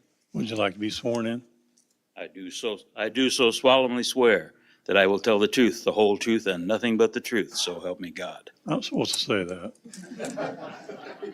I stepped on your toes. Yeah. Sorry about that. You can state your name and address. Let you get by with it. Don't try it again. My name is James Baker, Baker. 10179 North, 4000 East, Saybrook. All right.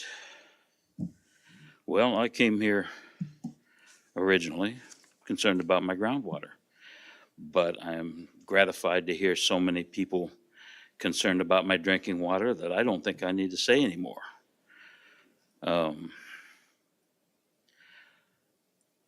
One thing that I have not heard anything about is seismic activity that is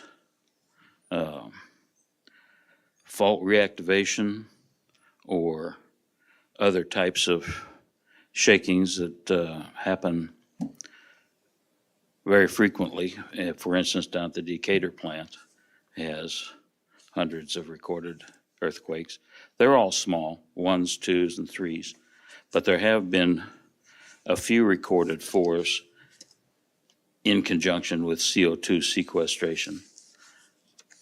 I'm not terribly interested in having my plaster cracked, but I would like to know more about what they expect. I live on the southern edge of the expected plume where they will be doing it. I also live on the front moraine of the glacial till that is in Cheney's Grove Township. And I am concerned that the frequent shaking that accompanies the expansion of the gases underground will possibly liquefy the clays that are underneath me and create a quick clay situation like Risa, Norway, or a couple of other sites that have had sliding events of square miles. And the technology or the subsurface situation that causes that is not well understood or published. There's not much published research on it. So I'm looking forward to trying to hear more from One Earth and things about possible damage to my buildings or myself sliding downhill across the road into the neighbor's farm field. Did they say, does anyone remember if they said that they were going to do deformation monitoring in addition to the quality monitorings? I was looking forward to hearing something about that.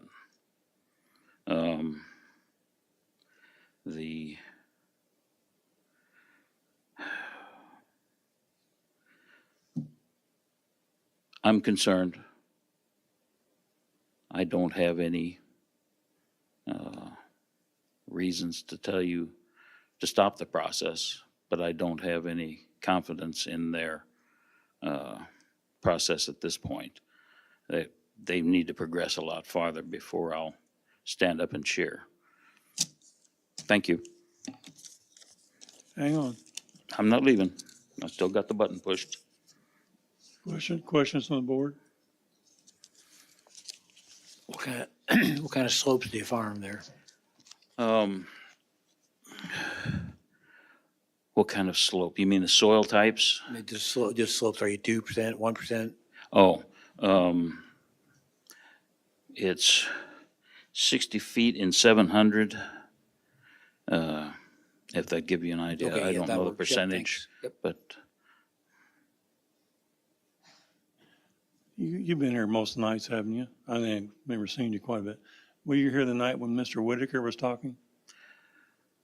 I don't remember the name. I'm sorry. Doctor, I think, but he was talking about seismic activity that Oh, night. I missed that. Sorry. I'm not gonna talk about his That's all testimony, right. But he, Somebody has. That's I fine. think it's, in the public record for us. There's a, His testimony, we've got it if you want to look through it. Thank you kindly. I But will- he did address that. Question? there's a recording. You can go to call the Office of Building and Zoning, and you can listen to a recording of any of the public meetings. Okay. Would I have to fish through the entire thing, or are they, have it indexed? You probably have to fish through the whole thing. Okay. Do you remember what day that was? Was it the What, first what, night?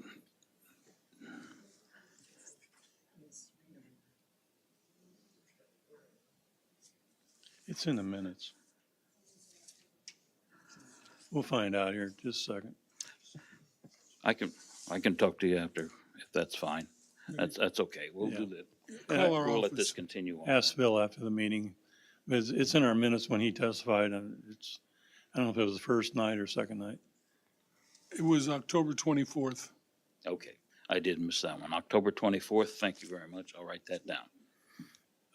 Anyone in the audience have questions, as witness? Got one. Okay. You can handle it. Rodney Landau, Landau, 17194 North, 4000 East Road. Could I get you to state your address again, please? 10179 North 4000. Thank you. Yep. Any other questions? Push the button. I think you're okay. Thank you.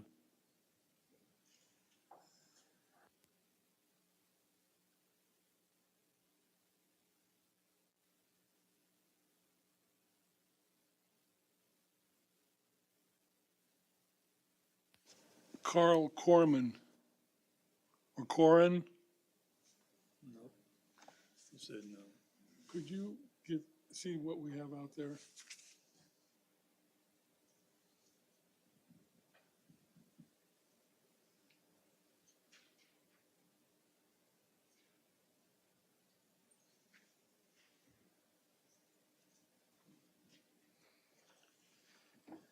Thank you.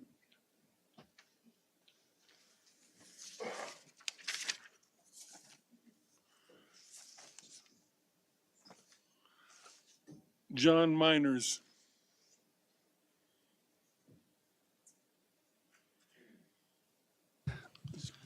John Miners, 16791 North, 4000 East Road, Anchor, Illinois. Hang on a minute. Did you get his address? 16791 North, 4000 East. Would you like to be sworn in or affirmed? Sworn in is fine. Okay. Do you solemnly swear that the testimony you give in this case now and hearing will be the truth, the whole truth, nothing but the truth, so help you God? I do. And we got your address, so you can go ahead. Well, we are talking about the wells tonight, correct? Could you pull that thing right up to you? How about that? Yeah. We are talking about these three wells specifically, correct? And their location. So I think I'm kind of in a unique thing that I can give you some information about.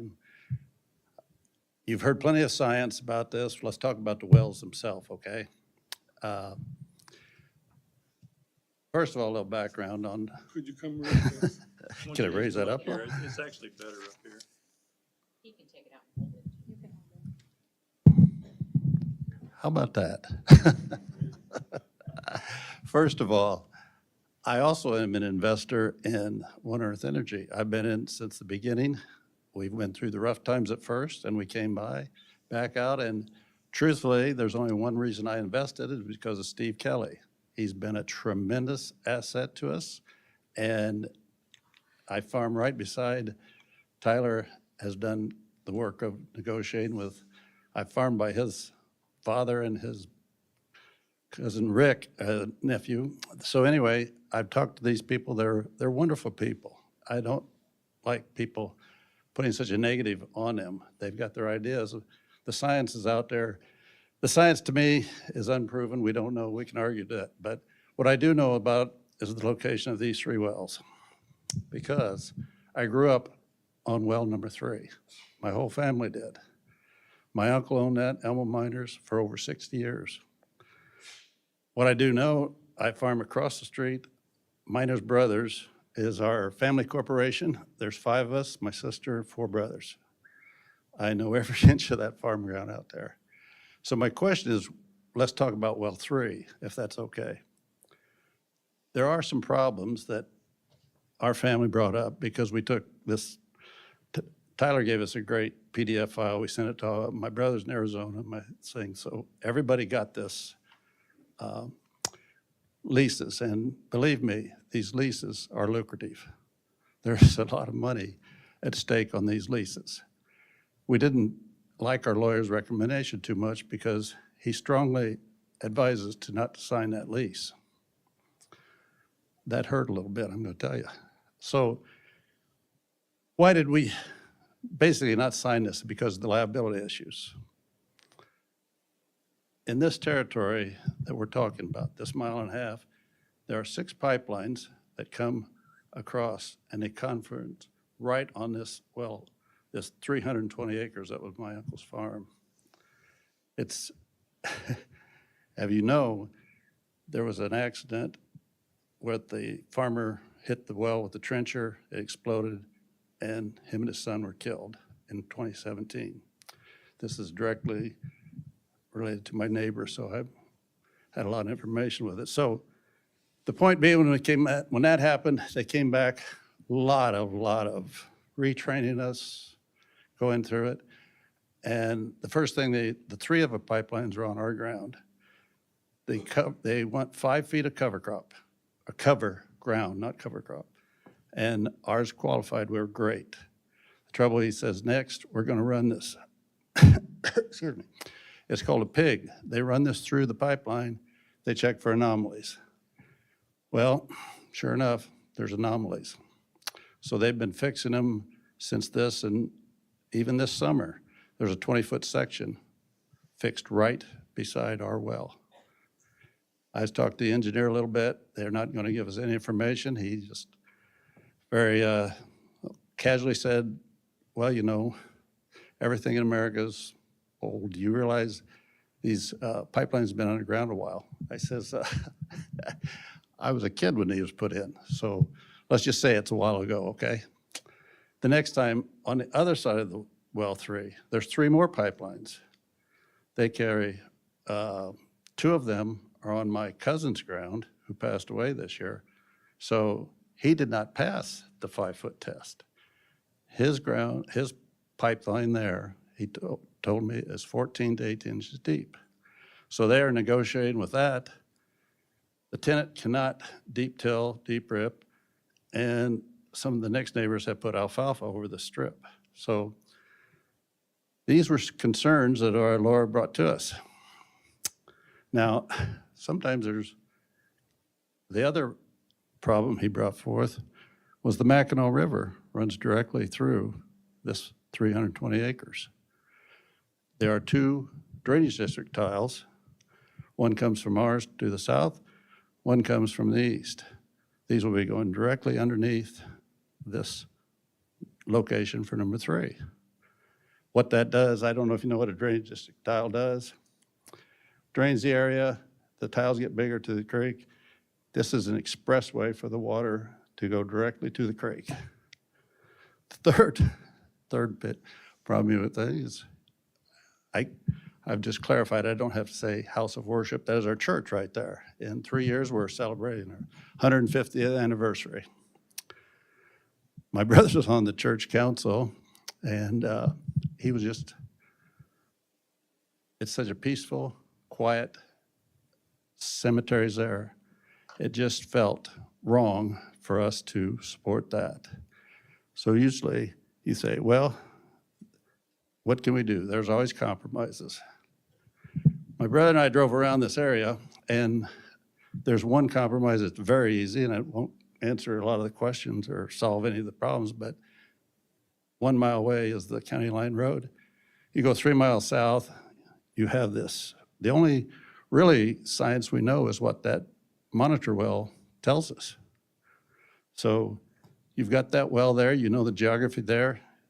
Tyler, Mike, those guys, Steve, they say it's safe. They want it. It just seems a much safer place to put those wells there. You also need a shorter pipeline. You won't have to go 3-4 miles. So they're happy, they get the leases. Steve's happy, he gets the carbon credits. That's one option. There's another option that's down the thing. New technology. I mean, MIT just came out with a study. Everybody says sequestering is one solution, but it's not the only one. You can read their article, and I've got the information if you do need it. They are producing electricity from CO2. And the goal of every plant is to be carbon neutral and self-sufficient for their electricity.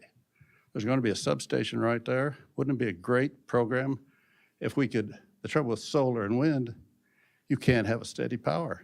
So they want to backfill this to give you steady electricity.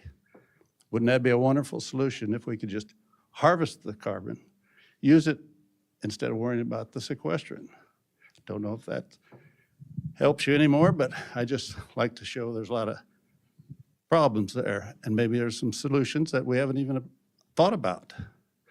Third problem that was kind of bad our lawyer brought up, excuse me, was they use the term, we should quit using that, fizzy water. If it leaks, it's just fizzy water. Where well 3 is, when I was a kid, they came out and tested for coal. Guess what? We had a lot of coal there. Trouble is, high sulfur and very dirty coal. So we also have these brine, they're talking these brine ponds and that. So you know if you take, I'm not a chemist, but you know if you take CO2, sulfur, dirty metals, and salt, it's not going to come up as fizzy water. So I just wanted to kind of show you that this location has its liabilities, and that's the reason. That's the only reason we did not sign up and take the lease. Okay. Hang on. Questions from the board? Oh, and I was a anchor fireman for 25 years. This emergency, we're not equipped on the fire departments. I don't know what, we've got to study that a lot more than what is there. Staff? No. Anyone in the audience have questions of this witness? Thanks for coming up. Appreciate your testimony.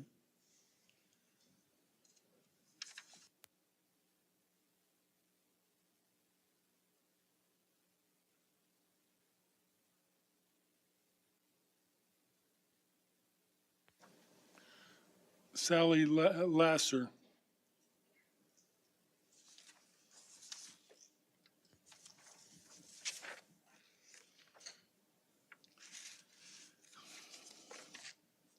Would you like to be sworn in? Do you solemnly swear that the testimony given in this case now in hearing will be the truth, the whole truth, nothing but the truth, so help you God? Yes, I do. Would you state your name and address for the record? My name is Sally Lacer. My legal address is 4177 Whitetail Court, Joliet, Illinois.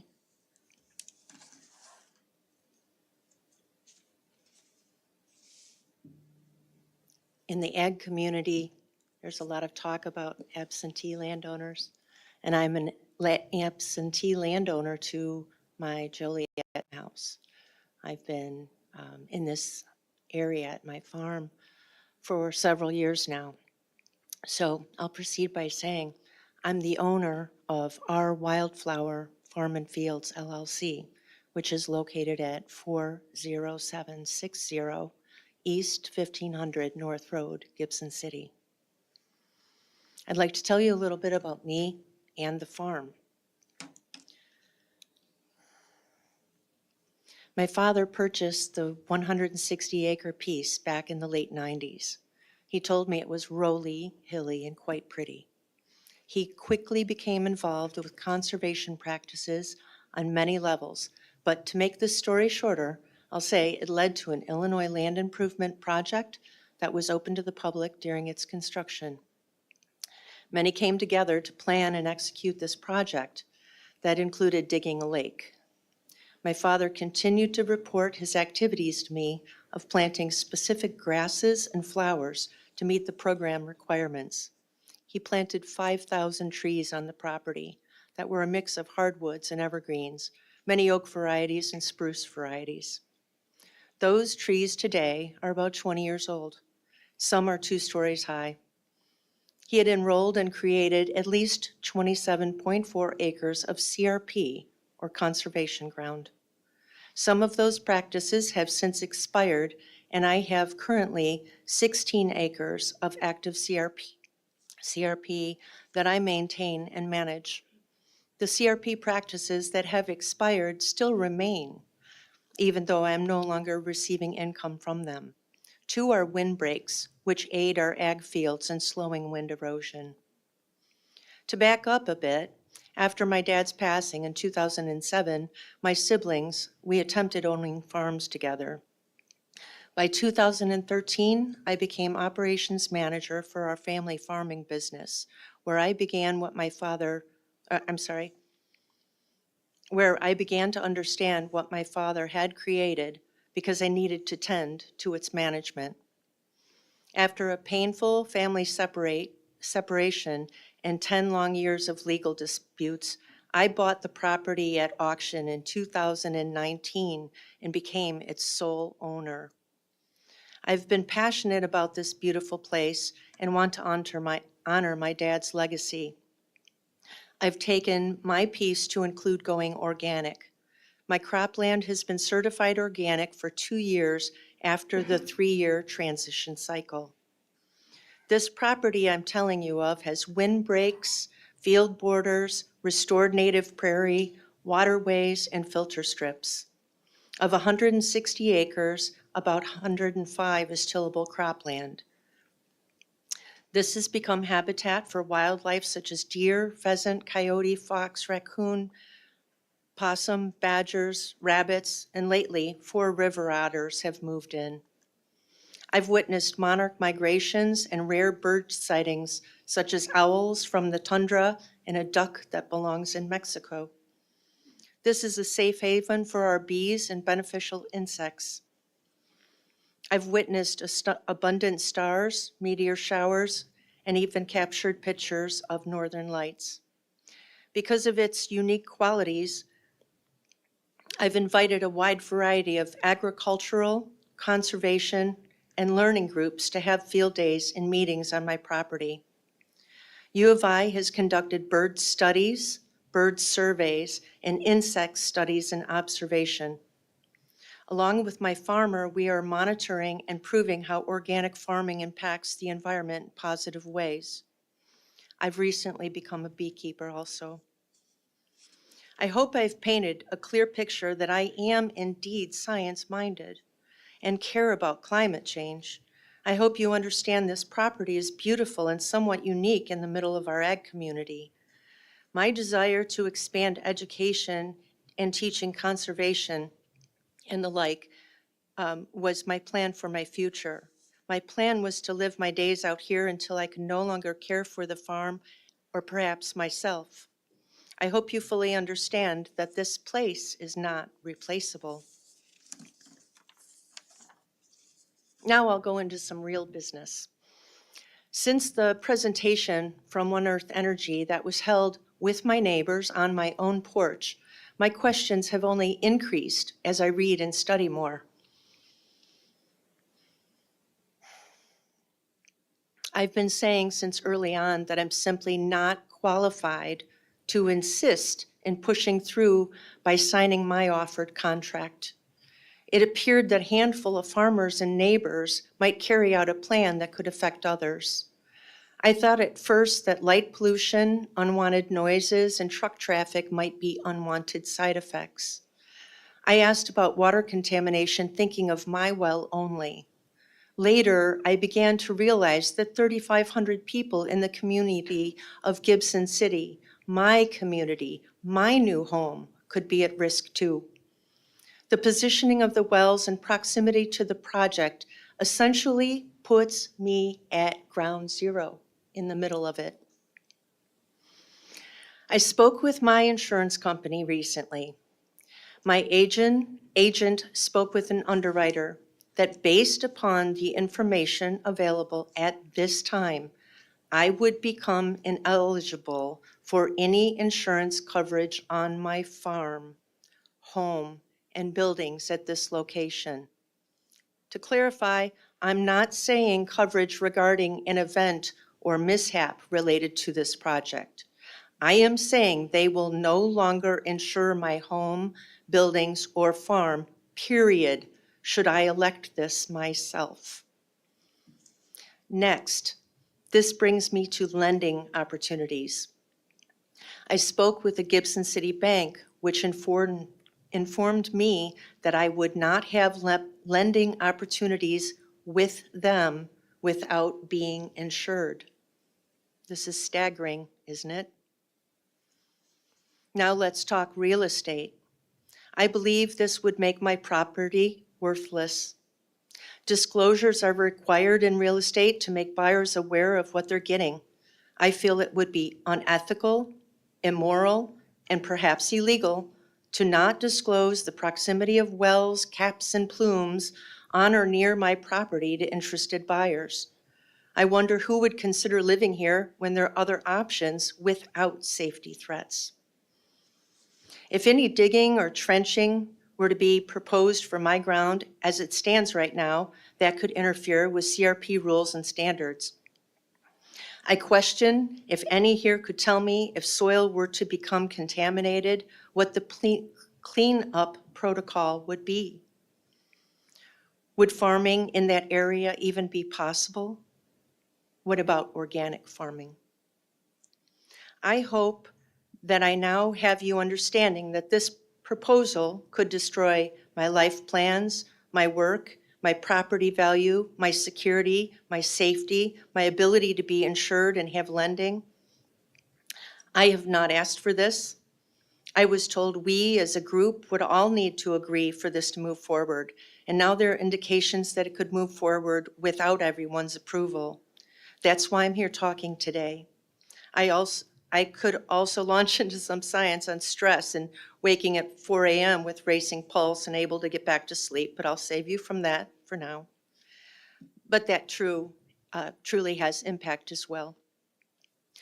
This technology is too soon. I think it foolish to gamble with our precious drinking water and play with volatile gases in areas underground that we have much to learn about still. I understand science is continually evolving and looking for ways to deal with carbon and create uses for it. I say, hang on, wait. Let the science catch up to offer absolute remedies rather than ones filled with predictions that cannot be proven. I ask you to please deny the One Earth Energy application, and thank you for your time. Questions from the board?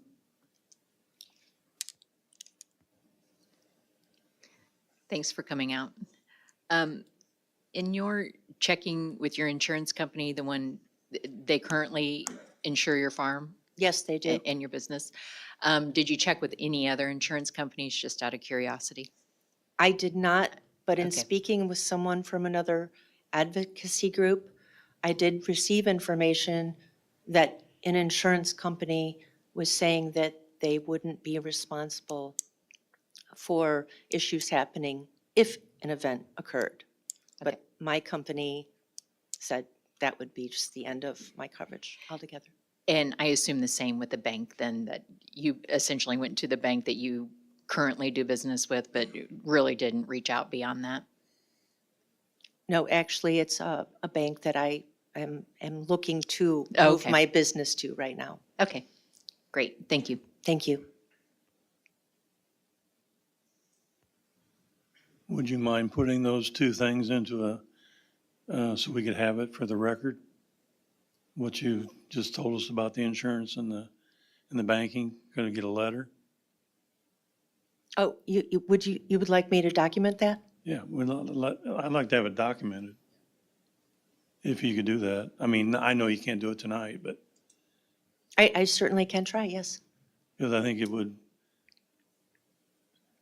you're a nice lady, I know you're telling us the truth, but, you know, it just verifies what you said. Absolutely. Otherwise, it's hearsay. Yeah, I appreciate that. All right, certainly. Any other questions? Staff? Anyone in the audience have questions of this witness?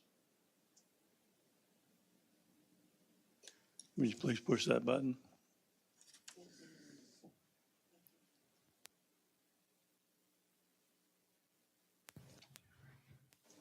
Hannah Young.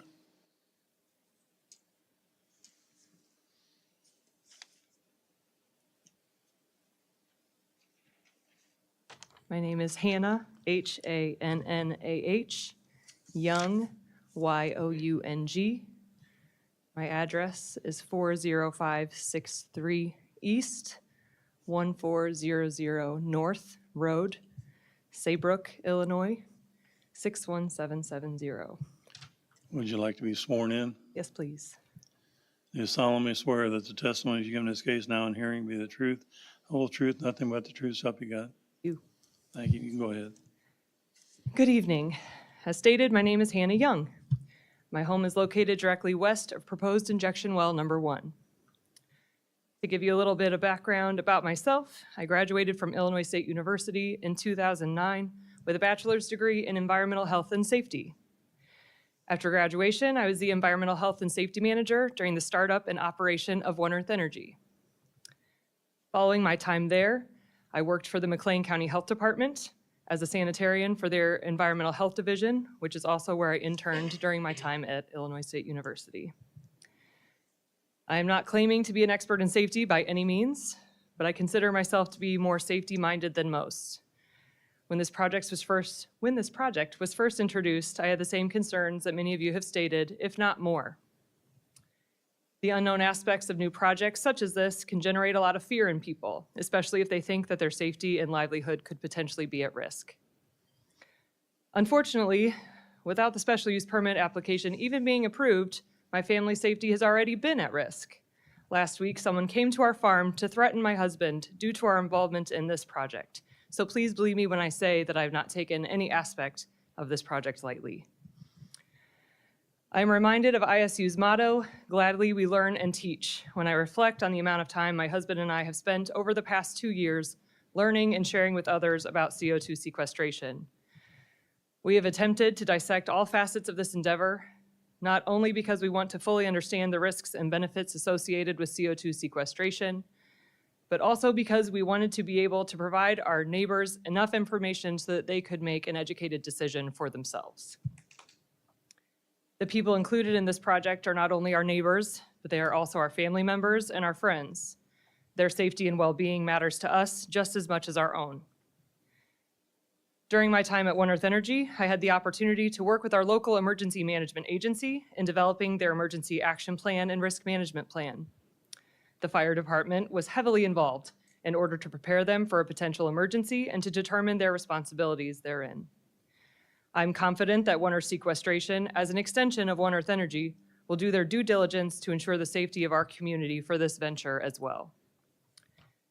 At One Earth Energy, I was also responsible for reporting our emissions to the EPA and working with the maintenance department to verify that the continuous emissions monitoring system was functioning properly. While it is not the same exact monitoring system, I have seen firsthand how these types of technologies work, and I have no reason to doubt the accuracy of the systems that will be used to monitor the injection wells.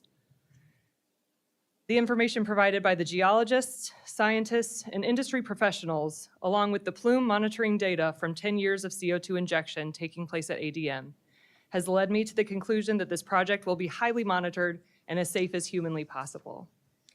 It is unreasonable to say that disasters cannot occur, but I trust that One Earth Sequestration will do what is required to prevent them. I'm in favor of this project, not out of greed or because I'm ill-informed. I'm in favor of this project because CO2 sequestration will help to stabilize our local economy by ensuring the future of our ethanol industry.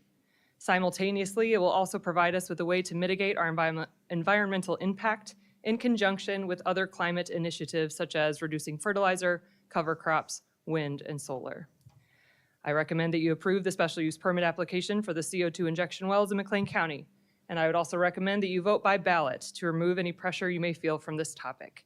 I thank you very much for your time and consideration. Questions from the board? Did you say one of these wells is on your land? Correct. Okay. Have you done any checking into insurance or anything that we heard about from our prior person testifying? My knowledge, our insurance agent has not given us any reason to believe that we would not be insured.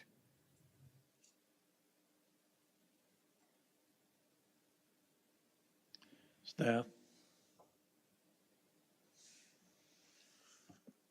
Do you know about how far this well is from your house?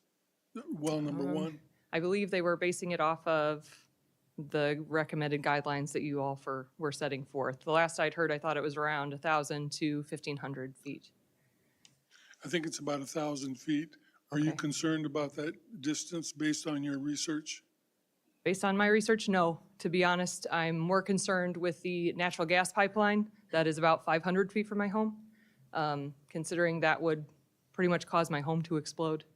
I think my concern lies there more so than with a leak from a sequestration well.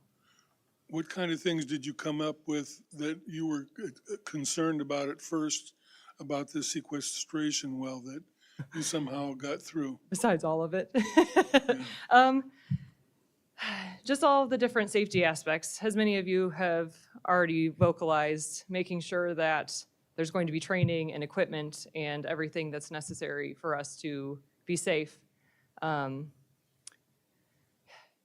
You know, I feel like our town, well, Gibson City, technically I'm in Saybrook, has a lot of industry and has a lot of hazards, and we trust that these people are doing what they're supposed to do in order to keep the community safe. And I feel that One Earth Energy and One Earth Sequestration is going to do the same. I mean, they're all regulated by government agencies. They're all required to report this type of information.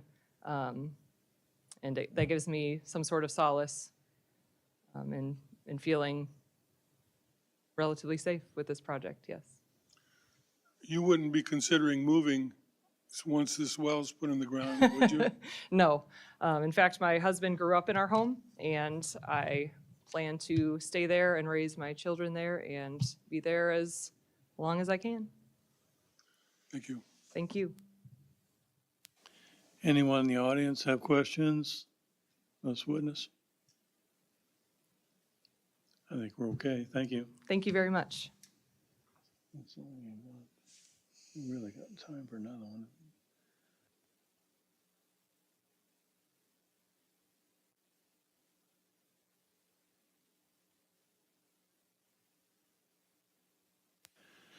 We're not going to be able to finish tonight by any means, so what we're going to continue to. 21st. We're going to continue this. We're going to stop testimony tonight. Continue this till the 21st of, November, it's a week from tonight. week from tonight, 21st of November, 7 o'clock. Thanks for coming, everybody.